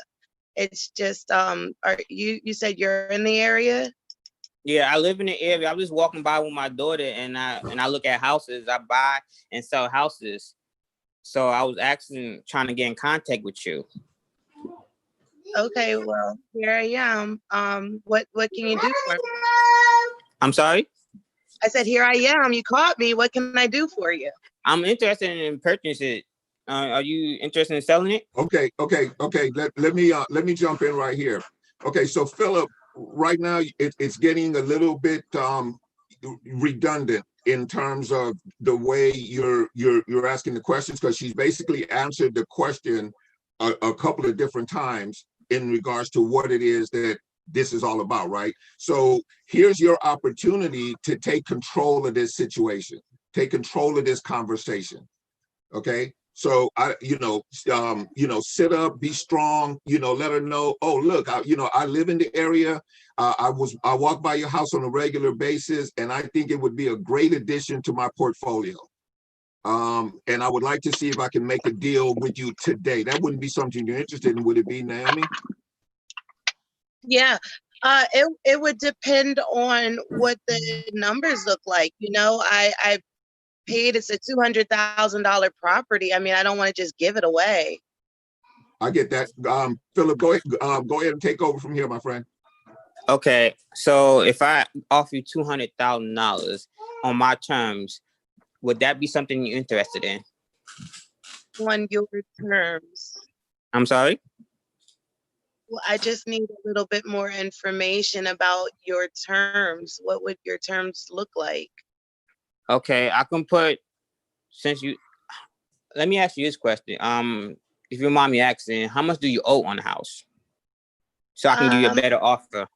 Yeah, I owe about 50,000. So a lot of equity in there. It's been vacant for a while. I did have some tenants at one point. They kind of tore the house up, and I live too far away to, be playing landlord, property manager for this property. It's been a headache for me. Okay. So, how much repairs you think it might be need to be done to get it up to 200,000? If I wanted it tip top shape. You know what, Philip? I'm 2 hours away. You walk by every day. You're more than welcome to go by and take a look and tell me what you think, because you'd probably have a better chance of answering that than I would right now. I don't come off, maybe like once every few months. Okay. Do you have like any relatives in the area? Because I can't get inside the house, so I can't give you a proper offer. I don't know. Like, you called me, so I'm not sure if this is the right thing for me right now. I can probably work it out. Phil, I thank you for giving me a call today. Okay. You can't say okay. Can you hear me? Can you hear me, Philip? Yeah, I can hear you. Okay. I do this all the time. These are my top leads, like vacant houses. Okay. So what I will ask her, okay, ma'am, so you said that it was vacant. Well, when was the last time that you were actually in the house? Go ahead. Yeah, no, I was there about 3 months ago. We had to go through this really lengthy process to get the last tenants out. So it's been 3 months, and I just been trying to forget about it. Honestly, the only thing is I still have these payments to make, and it's digging a pretty good hole in my monthly expenses.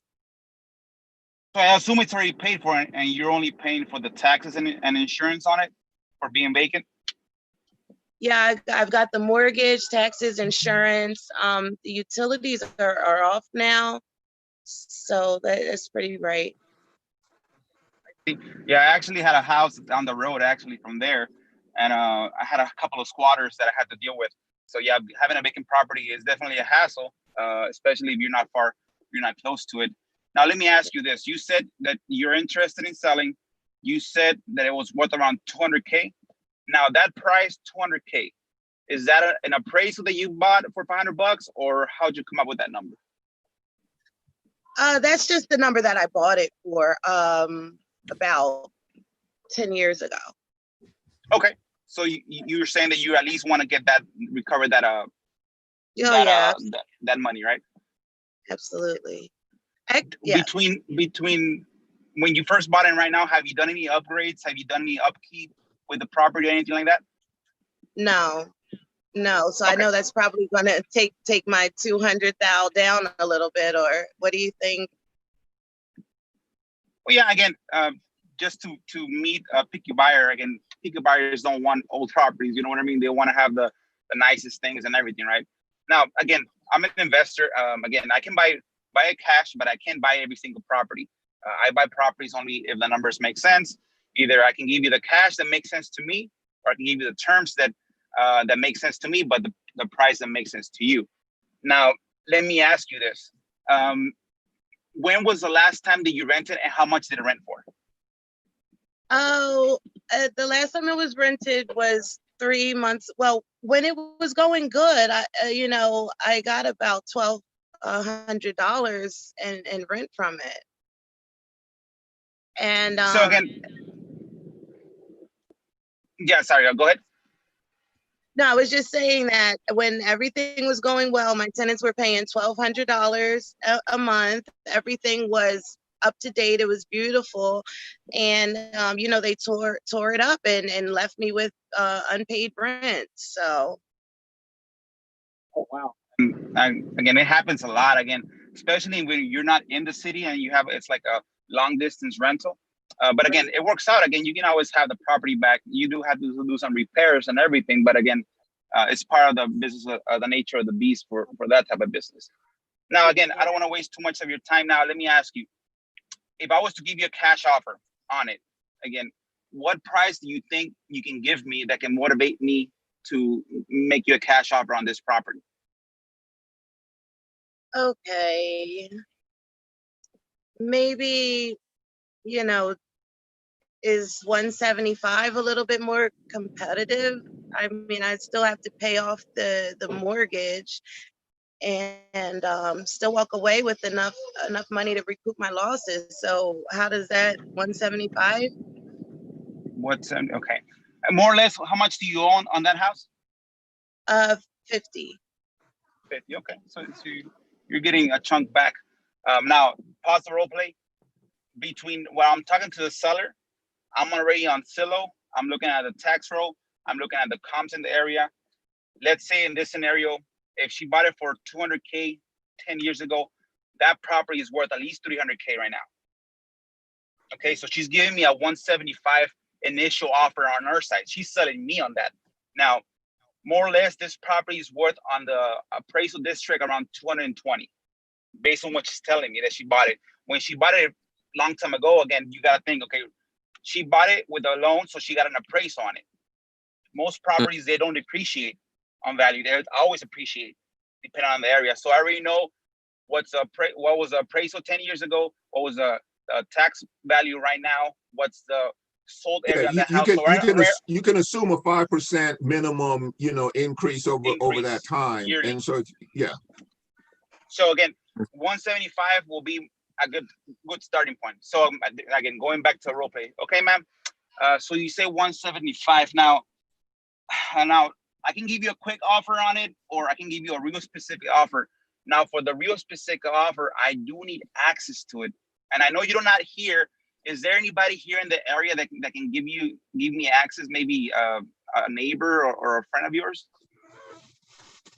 Yeah, I have some family that's about 5 minutes away from there. I could ask them to open the property up and have it available for you to look at probably today if I get in touch with them, if not tomorrow. That's great because we are trying to buy a property here quickly in the next few days before we buy the next one. Because if I agree to yours, then I'll pause on the next purchase. Now, if you were to get a hold of somebody right now and get me in there, and I can call you, let's say around 5 p.m. and then once we talk at 5 p.m., I'll give you my definite offer. Are you ready to sign on the agreement, or you still have to talk to somebody on that decision? Well, I think I would always run every buying decision past my husband. He works odd hours, but 175 offer the initial sales price, is that the number that you have already talked to, or you haven't talked to your husband on it?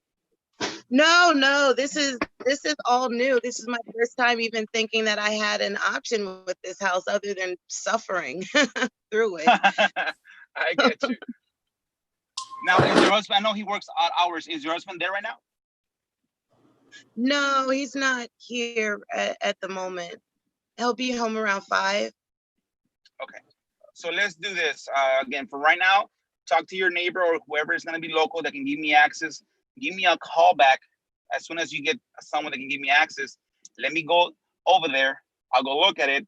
And then at 5, I'll call you. Now, again, like in our initial conversation, again, I'm going to give you my cash offer. And again, you can always tell me, yes, perfect, go forward, or no, perfect, go on to your next purchase, Arturo. So are you okay? And as far as telling me yes or no, and no, it's okay? Yeah, definitely. Appreciate that. Perfect. Okay, perfect. So let's do this. Go ahead and call your neighbor or relative that's local. Let's go ahead and let me go in there, and then let me call you back around 5 p.m.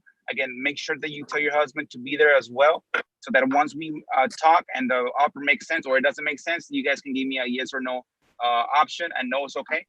So make sure that we can move on with this property purchase. Okay, can I ask you a question? What was your name again? My name is Arturo, Arturo. Arturo, can I ask you a question? I'm sorry about the background noise. Go ahead. So say I talk over the 175 cash offer with my husband. I just wanted to have maybe a second option that I could present to him. What could you explain to me a little bit about the terms? Maybe that could solve our cash flow problem. Okay. Now, as far as terms, can you be more specific as far as what you mean with terms? I think I might be mistaken, but when we first started talking, you said you could buy the property with cash or on terms. When I meet terms, let's say that I try to do my best as cash offer and I can't, and the only way that I can make the 175 purchase make sense is by you allowing me to take over your mortgage and then pay either a down payment on you or give me a couple of months to be able to cash you out on the difference. Now, is that something that makes sense to you or probably not? So you would take over the mortgage, which is $500 a month, and I would get a down payment, and then you would pay me a certain amount monthly. Am I understanding what you're saying correctly? Yeah, and that's actually more or less what I was thinking, making monthly payments plus an additional premium until I actually pay you off. Usually I put terms between 24 to 36 months to cash out the seller on this side. Is that something that you guys are comfortable with if the cash offer doesn't make sense? It would make sense if I could get the 200,000 instead of the 175. It possibly could work better. If I can do the 200K on terms, you and your husband are likely to say yay on the agreement or pass on it. Yeah, I think I'll talk both options over with them, and we'll come to an agreement together. And I want to thank you so much for explaining that to me, though. It's good to feel like I have options again. Definitely, it's always good. Again, if I was you, I will always keep a property if you already have a mortgage on it. But of course, if you're not local, again, it's always a hassle first of all, being vacant, you get squatters, and second of all, having renters. Again, renters don't really care about the property. So again, it happens. Again, but if you're open to selling it, like I'm open to buying it, as long as we're both winning on this transaction. Okay, awesome. Okay. Well, again, thank you for answering my call, and I apologize. I know I call a lot of people out of the blue. Let's go ahead and set it up. Text me as soon as you get somebody available that can open the door for me. I'll go look it up, and then at 5 p.m., make sure you and your husbands are ready. Again, we'll talk about what transaction we can do, and then we'll move forward. And if it works out, perfect. And if it doesn't, don't worry. Again, I have other properties that I gotta look for to look in the next day. Okay, Arturo, thank you so much. It was nice talking to you. I'll text you as soon as I get access to the house for you.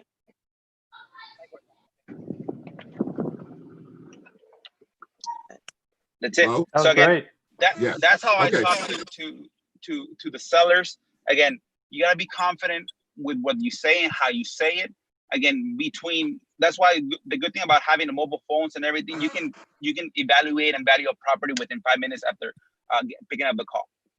So you gotta be quick. I gotta, like me for myself, I gotta be quick. Okay, I got the property address. I'm already looking at the tax value. I'm asking. I always say, oh, I'm assuming this property is paid for, right? Because I know it's not paid for. Why do I say that?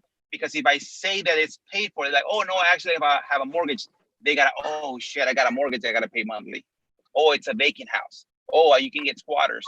And like Victor was saying, I want to push that pain so they can know it's top of mind that it's vacant. You might get squatters. And I always say, if I was you, I'll keep it. But again, you do open up yourself to having squatters and having renters that mess up your property. So I always have top of mind the pain. Like Victor and Justin say, pain and emotion are the fast motivators to make someone a decision. That's the key.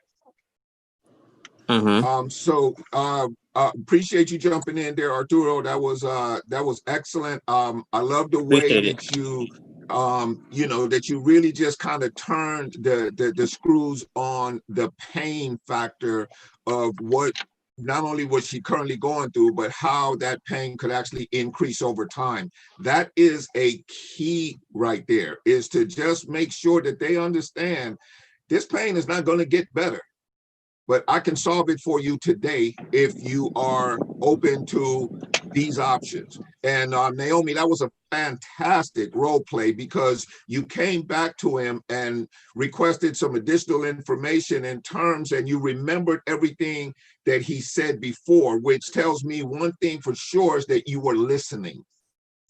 And like we always talk about on these role plays, listening is key. Understanding what that other person is saying, remembering what it is that they were talking about, and especially extracting the part of it that was valuable for yourself. So coming back to him the way you did on the terms thing, and realizing that, okay, this might be another solution to my problem, and then having him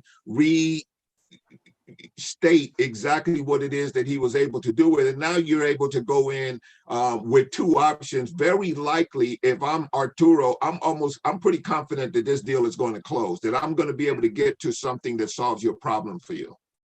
Yeah, absolutely. So that was amazing, you guys. Fantastic job. Anybody has any one thing on that, Victor, before you move on? Remember, I kept how the transaction for terms real vague. I'll take over your payments, I'll give you down payment and pay up in 36 months. Yep. I can definitely tell you, oh, there's a contract, there's a deed, there's a promissory note. Don't go into all that, like the previous role play when the insurance guy was telling you, like, right now, you don't have any type of agreement. Just keep it real vague. Yeah, I'll make you money in about 30, in about 10 years, you'll double your money. It's simple as that. But again, we can talk about that once we have an actual agreement. So for me, I don't go into, there's a deed of trust that we got to do. There's a promissory note. There's a power of attorney. I got to contact a letter of authorization. I can tell them all that. But again, they're just going to go, whoa, what's going on? I kept it real vague. I take over your payments. I'll give you a down payment. And then I'll pay you up in 36 months. So what type of down payment? Simple terms that anybody can understand. That work? Yeah, and if they ask you, how does that work? Well, the attorneys handle all that information. That's why I pay them a retainer for them. Very good. Very good. Yeah. So I got a quick question. Sure. As far as vacant houses, do you always go for the cash offer first instead of giving some other like lease option or something like that? Do you always just do go in there with cash? Because I've been encountering the cash thing is like negative to people. Oh, you're an investor, you're gonna lowball me. So then I have to go almost into defense mode. I try not to, but so do you guys just, it doesn't matter, you just go in there with a cash offer? They tell you that when they, one of the things that I learned from Justin and from Claude, when they tell you, oh, you're trying to lowball me, again, take that as an offense. Well, like, I'm sorry, ma'am, you know what? I just, this is the first time that I spoke to you. Again, has anything that I've said between when we first picked up the call to right now gives you the sense that I'm gonna lowball you? Is that something fair to say, or why am I hearing this about lowballers? Put it back on them. Remember, they gotta take you serious. If you start apologizing for not even doing anything wrong, you're already being submissive to them, so they're gonna roll you over. Right. So let's say you come, hey, you're just gonna lowball me. Oh, you know what, man? You know what? That's again, I don't understand. Again, I just spoke to you right now. This is the first time that I call you, and you're already comparing me to others. Now, is that something that I said that made you have taken offense as far as how I run my business, or what's going on here? Yeah, have can that I tone. Go ahead. I was just gonna add also that would prompt me to want to ask questions about, oh, so have you gotten an offer on your home before, and maybe getting a price range of what a low ball is to them, so that you don't come anywhere close to that number. Am I on the right track with that? Yeah, you are on the right track.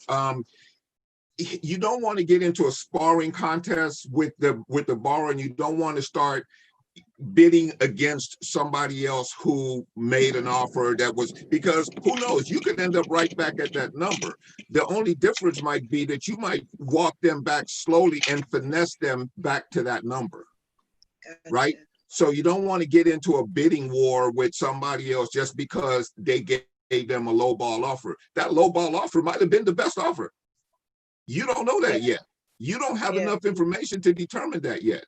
You know, so what Arturo was saying is put it back on them and make them have to qualify why it is that they're asking you that question. You know, we're saying, oh, wow, have you been getting a bunch of offers on your property? You have a bunch of options, it sounds like. You know, Philip, if you want to do a quick role play on it, we can kind of, you know, because evidently you've had this scenario. Yeah, recently actually. Okay. So you want to go through it, you and I, real quick, and kind of. Sure. Yeah. Okay. I'll be the seller. Okay. Good. All right. So. Hold on a second. I'm gonna mute. Therese. Okay.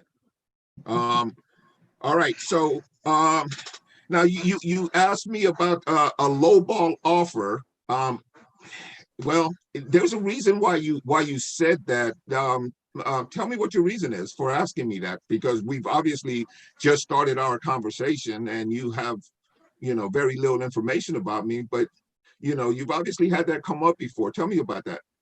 Yeah, I've had some. You investors always call and give me a lowball offer on my house, and you know, when I text you back, I said, well, anything's possible as far as, you know, the price. You know, I want to sell it for what I want to sell it for. Yeah, and I totally get that. And there are investors out there who are basically just, you know, narrow-minded, and they have a price in their mind, and they're going to put it out there. And if you agree, you agree. If not, you're not. Okay.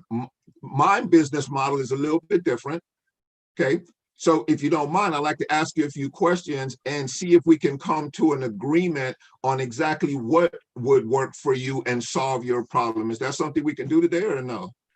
Well, yeah, sure. But you said that you were gonna make me an offer. So okay, just make me an offer. Well, before I do that, there's a few questions that I actually need to ask you, because I don't know enough about the property or the situation to make you an offer, obviously, right? I can't just make you an offer on something that I don't know about. So if you have a few minutes, what I like to do is ask you a few questions. You ask me a few questions.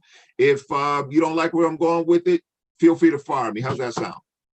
Sounds good. Okay, great. All right. Now, how much exactly are you looking for this property? How much is the property worth? I'd say a little over 200. And you say that because of an appraisal that you paid to have done, or where'd you come up with those numbers? No, that's just what I want to sell it for. Got it. Now, you do understand that, you know, that may or may not be the market value of the property. I haven't done any research at this point, but let's assume then that it is worth $220,000. How much do you own how much do you own the property right now? Well, you know, I really don't want to give you that information. I don't think it's pertinent to this conversation. You called me and you said you were going to make me an offer.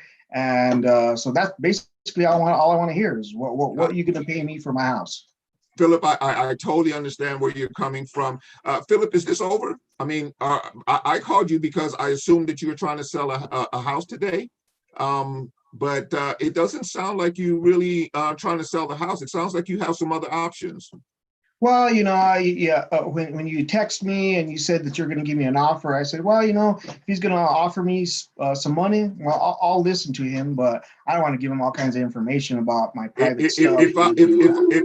If I was to change that text and have it read, I would like to help you solve whatever issue you have with the house. Now, let's go back a little bit. Tell me again, why are you trying to sell the property? Well, off role play. This was actually she wasn't trying to sell it. It was an absentee owner that I was trying to call, and so I texted her and I asked her if she would be willing to take an offer on her house. So maybe I worded that wrong on the text. Okay. So are you interested in selling this property right now, Philip, at all? Or do you have any interest in selling it at all? This is what she said. She goes, well, I'd be interested if the price is right. Got it. Okay, so off the role play, right now, unless this person is willing to open up a little bit more, right, and share some information with you, me personally, I wouldn't waste a bunch of time with this person, right? Yeah, no, only because on a scale of 1 to 10, motivation scale, this person sounds like they're somewhere down in the 2s and 3s, right? Right. So and she sounded positive on the text or the reply that she gave me. She's like, oh yeah, well, yeah, if you want to offer me, yeah, that'd be great. So the motivation seemed high. And then when I called her, for whatever reason, it flipped. Hey, Philip, what was the value of that house on Zillow assessment, and what was the value on the tax value on that property? When I looked it up, it was about 220. It was in a nice neighborhood. It was 3 bedrooms, 2 bath. Near a school, so I was just I didn't know anything about the tax. So 220 was the estimate, or 220 was the county value?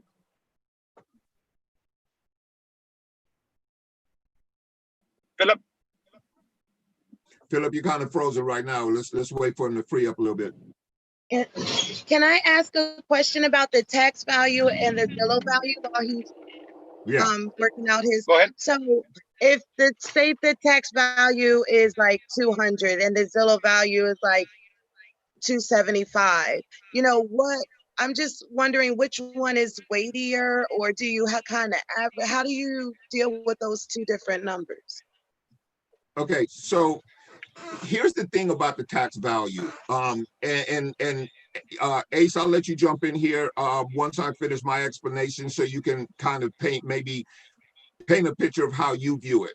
I don't put a whole lot of credibility on the tax value, only because understand that the tax value is based on an assessment.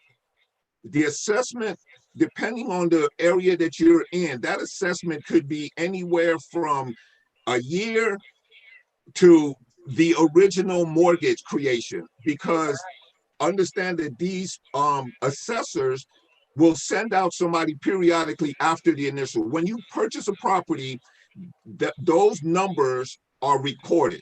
So let's say you purchase a property for $200,000.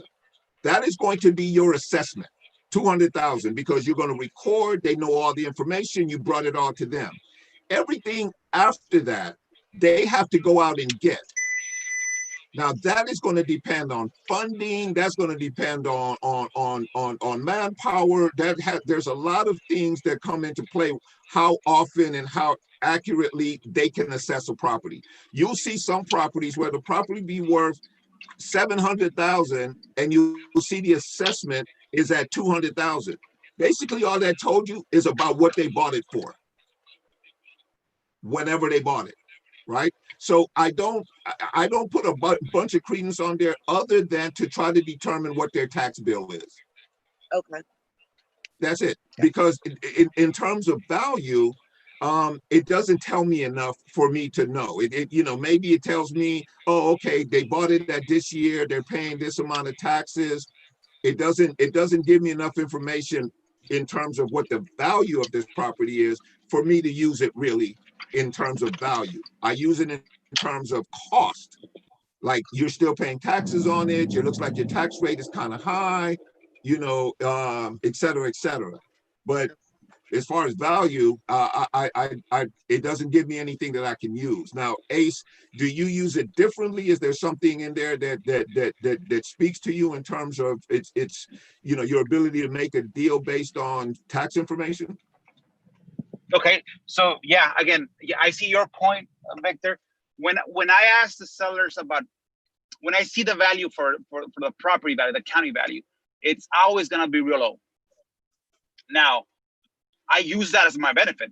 Why? Because these people are receiving a yearly valuation statement for their taxes. Most likely, those properties are valued more than that. No doubt. So if you have a property value, a CAT value, basically a county appraisal district's value of 100,000, and the estimate says 160, the seller itself has only seen the 100 for the last maybe 5 years. Every year they give you a tax valuation. Got it. You know what I mean? So yeah. I use that as my benefit. When they tell me, well, yeah, actually I want 150 for it. Okay. Now let me ask you this real quick. Did you get an appraisal on it? Did you pay I always say, did you get an appraisal, and did you pay the $500 to that appraiser? Why? Because appraisals cost $100. So I want to let them know, not the free one, the one that you paid for. Second thing, okay, perfect. You said 150. Well, I'm looking here at the tax valuation, and I see that for the last 3 years they valued 98, 99, and 100. But you said that yours is worth 150. Did you already do all the upgrades, or did you add square footage to that property, or how is that 150 get valuated? I put it back on them. They're gonna know that they're receiving those yearly statements. Now they have to justify why they're selling it for 150. When I ask them, did you add square footage? Did you upgrade it? And they say no and no, then okay, now you gotta convince me that value is higher than the actually appraisal district value. So that's why I use the appraisal district value when they throw those numbers out. Okay. If for any reason they say it's because of Zillow, well, okay, perfect. Because Zillow, do you know more or less how Zillow works? They're like, well, not really. Well, actually, they compare the square footage of the houses that are fully remodeled, but they don't see your house from the inside. So if your house is not fully remodeled, then that valuation doesn't really affect your property. So then go ahead, Victor. No, I really like that, because you're kind of painting a picture in their mind now that, okay, the information that you're using to make these decisions on, or these estimates on in regards to value, could be flawed. So now you're putting some doubt in their mind, and now you're able to kind of move the meter, because now they're kind of like unsure, and now they're comparing their property to properties in the area that are more improved than theirs. So I like that strategy. I like where you're going with that. Anybody got any other feedback? Yeah. Hey, Victor. Yeah. Hey, Jimmy. What's up, buddy? All right. But by the way, Ace, you did an awesome job by bringing the story back with the seller to try to get the deal closed. And I actually think you did a good job. But I feel like you could have just gave the offer and then fix it later, because you don't want to waste your time and look at the house and then she don't accept it and then you wasted your time, you know, because I was just looking at, you just could have made that offer and fix it later. If she agreed to the offer, then you set up the appointment to go look at the property, which I think it would have been more benefit for you. And if when the time when she go speak to her husband, if they're okay with that, it's gonna be better for you. So with that scenario right there, I just feel like you just should have made the offer. And then when she asked about the other terms, if she wasn't agree about the first offer, then you go ahead and give the second offer. That's all I just wanted to say with you, Ace. Yeah, because it's like, suppose you had 25 sellers and they all said the same thing. So you're gonna spend your time on 25 houses to go see 25 houses just to go look at it and then make an offer. Make the offer for the first 25. And then after, once you go take a look at it, then you go ahead and renegotiate. Now the ball's in your court. She realized the property need work. It's stressing her out. She stays out of state. She can't keep up with it. And it's mess up the place, which I really think you're going to be doing way better than now. The offer you gave is going to come down a little bit more because she realized it needs way more than what you expected based off your offer. On this one, Philip,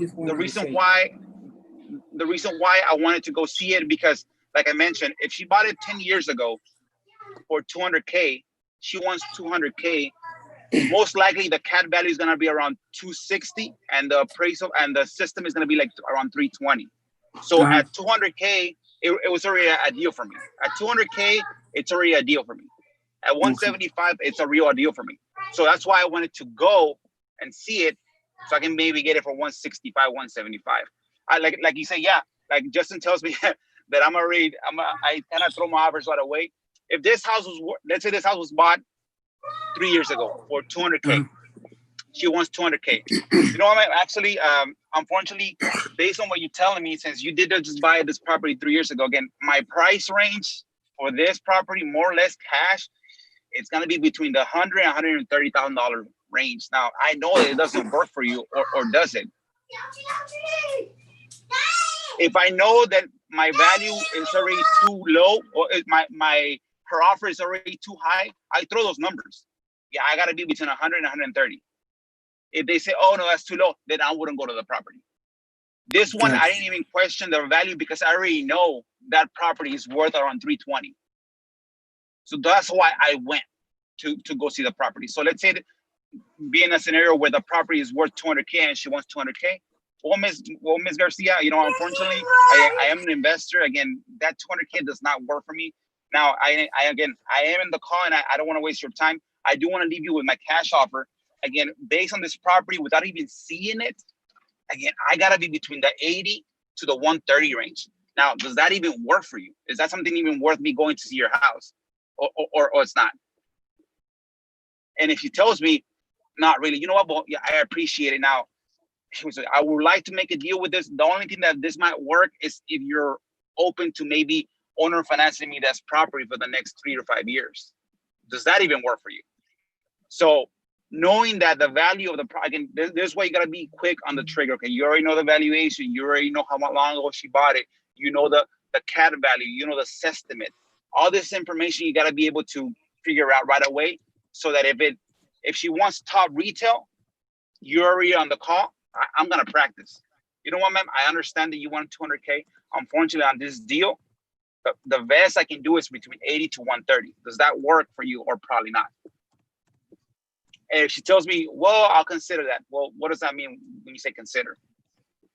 Well, if you give, okay, perfect. So you're telling me that more or less, if I can be between that range, you and your husband can make a decision either yes or no when I call you back at 5. Ace, Arturo, one of the things that I thought might have also come into play right there, and you can correct me if I'm wrong, but I thought that part of it was just proximity, because you were nearby. It was easy to get to, and you could stop by and take a look at the property with, very little, it wouldn't put you out your way to go do that property. I'm assuming that probably wouldn't be the case in every situation. Yeah, when it's local like that, yeah, I'll go to the house right away. Yeah, I don't go to the house when the values don't make sense. Because again, I do have a lady that does text to me, that texts people out for me. Yeah. And then once somebody says, yeah, I'm interested. Okay, perfect. I always ask, like Justin says, well, perfect. Again, I'm an investor trying to buy something quick. More or less, what are you asking and what do you think it's worth? Yeah. So between that conversation going text back and forth, I'm looking at the Zillow's estimate, because that's the quickest trick. Like within 5 minutes, I can evaluate the property and see if it makes sense. Okay. If let's say it was a go ahead. Let's say it was a virtual deal, I wouldn't go to the house, but I would tell her, you know what? Okay, let's say it was the same scenario with this one, the 200K and it's worth 320, but it's not where I'm at. It's virtual. Perfect. Okay, man. Well, see, again, I'm an investor. I'm actually from Kansas, but again, it sounds like I can probably make something work like this. Now, at 5 p.m. when your husband is with you, again, if I can make an offer between the 160 to the 200K, are you guys ready to make an agreement and sign an agreement, or probably not? If they say yes, then okay, perfect. Let me go ahead and write up this agreement. I'll have my secretary email it to you, and then at 5, we'll conversate. And if everything that I said is on that document, and you guys are moving forward with it, we can definitely sign it there and move forward. And if not, again, you can always tell me no. That's if it was virtual. I wouldn't want to go see it. Then that's where the play where, okay, perfect. You said 170. Unfortunately, man, when we did speak about the house, again, I sent my guys locally from that area to go see it. You forgot to mention this, and this, and this. Again, I want to honor that price of 170 as a cash offer. Unfortunately, based on this information, I gotta have to cancel this transaction. Unless, again, I don't know. I don't want to be pushing you, but unless you're willing to maybe give me a credit on that purchase price. Is that something that kills the deal, or we can still move forward? Yeah. Okay. Yeah, that makes sense. And it really, Jimmy, that was a great point. Thank you for bringing that up. Appreciate you always participating. But yeah, I think, and my sense of it is it's really proximity based. If you're near a property, like me, I like to go into properties. Like if I'm out and about and your property is local, I'm going to go in there anyway, and then I'm going to try to make you an offer or something. But if I'm, just on the phones, or I'm just, highest and best use of my time, maybe I don't do that. But if I'm local, like if I'm looking at a property and the property is up the street, almost 100% of the time, I'm going to go and walk the property, because I figure I'm going to find something that's going to allow me to structure this deal to my benefit.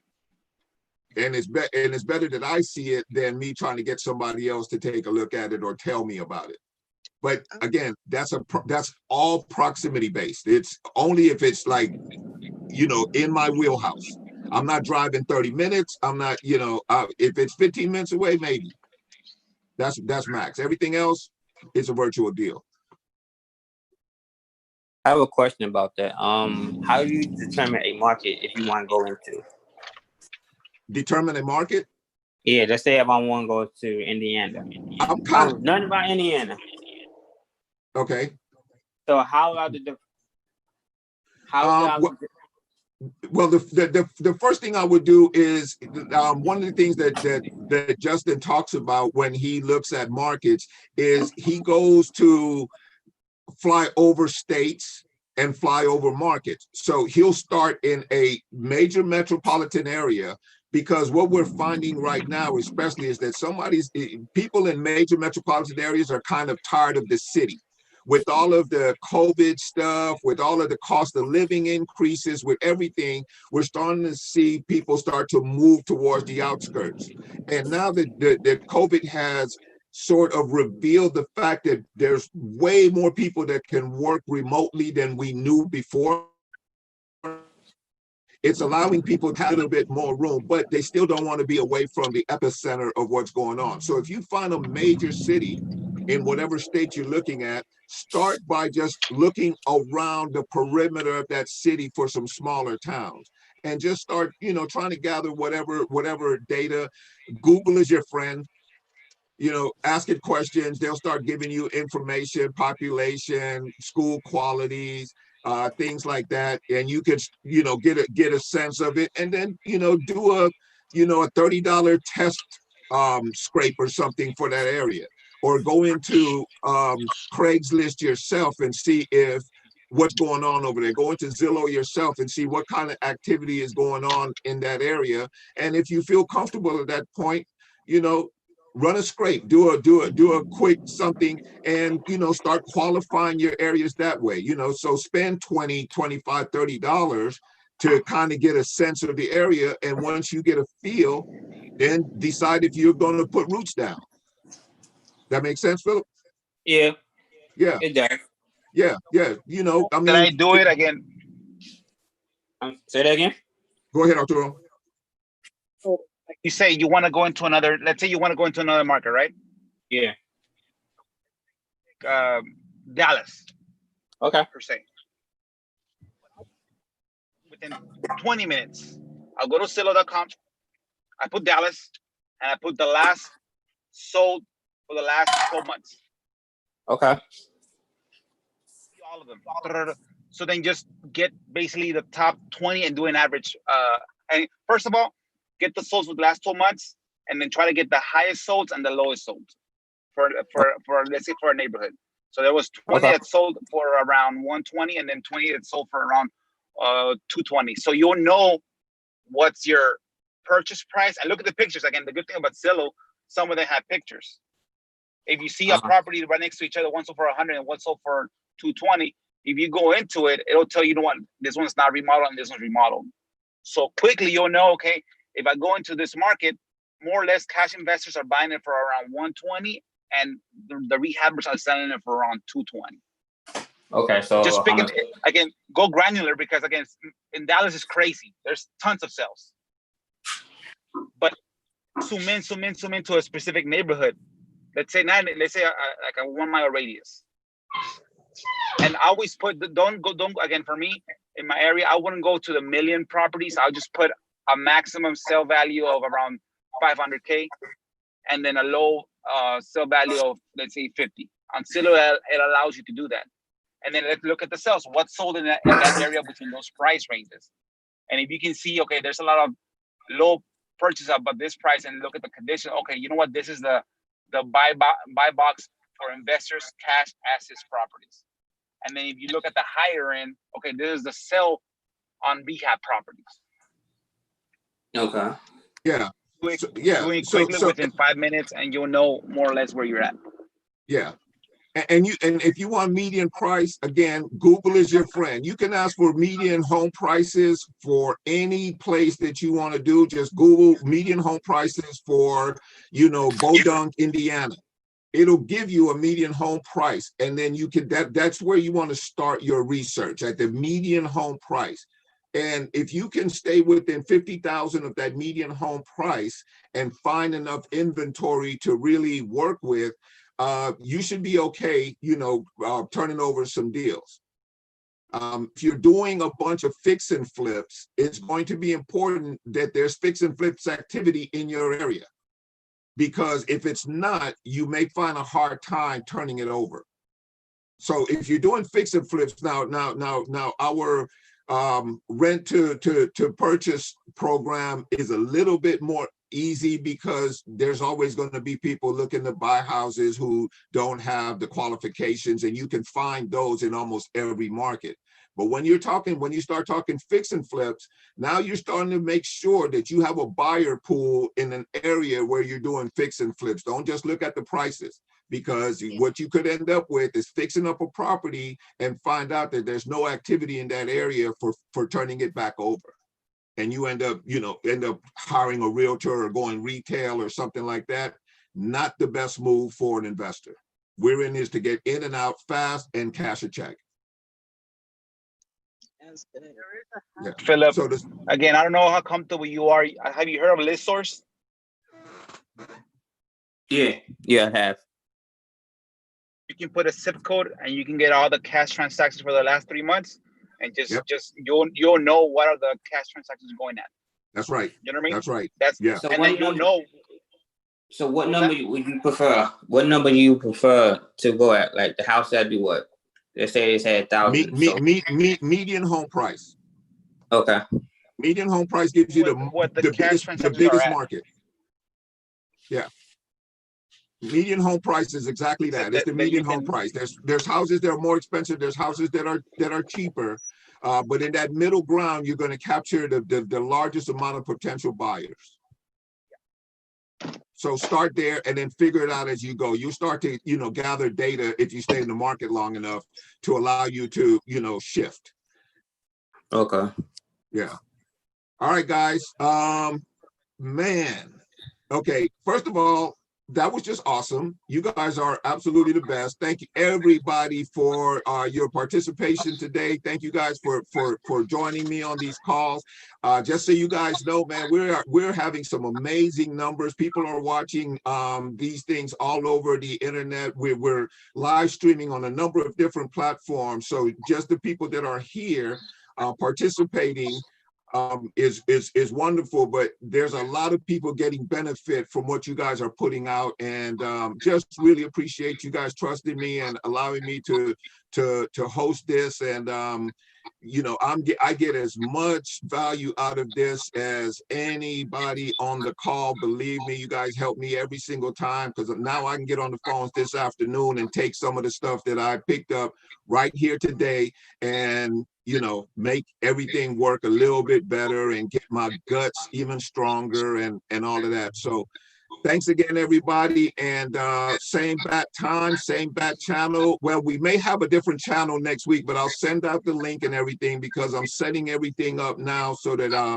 I can start to actually use my own platforms and stuff, but we'll still be streaming on the VIP group and all of that stuff. So really appreciate it. Mark, thanks a lot for jumping in here and offering us up your experience. Ace, Philip, Greg, Sean, Wei Ling. Oh, Wei Ling. Okay, you disappeared, my friend. Michael Goolsby, always good to see you, my man. Harvard, thank you, my friend. It was great to share with you, Rick, Alex. We have a whole lot of people on here. Arturo O'Neill. Let's not forget Neil, my man. So hey, thank you guys so much for everything you do. We'll see you guys again next week. Okay. Thank you, Victor. Right on. Thanks so much, Victor. Oh, you're very welcome. You take care, guys. All right. Thank you. All right. You're welcome. Bye-bye. Aisha.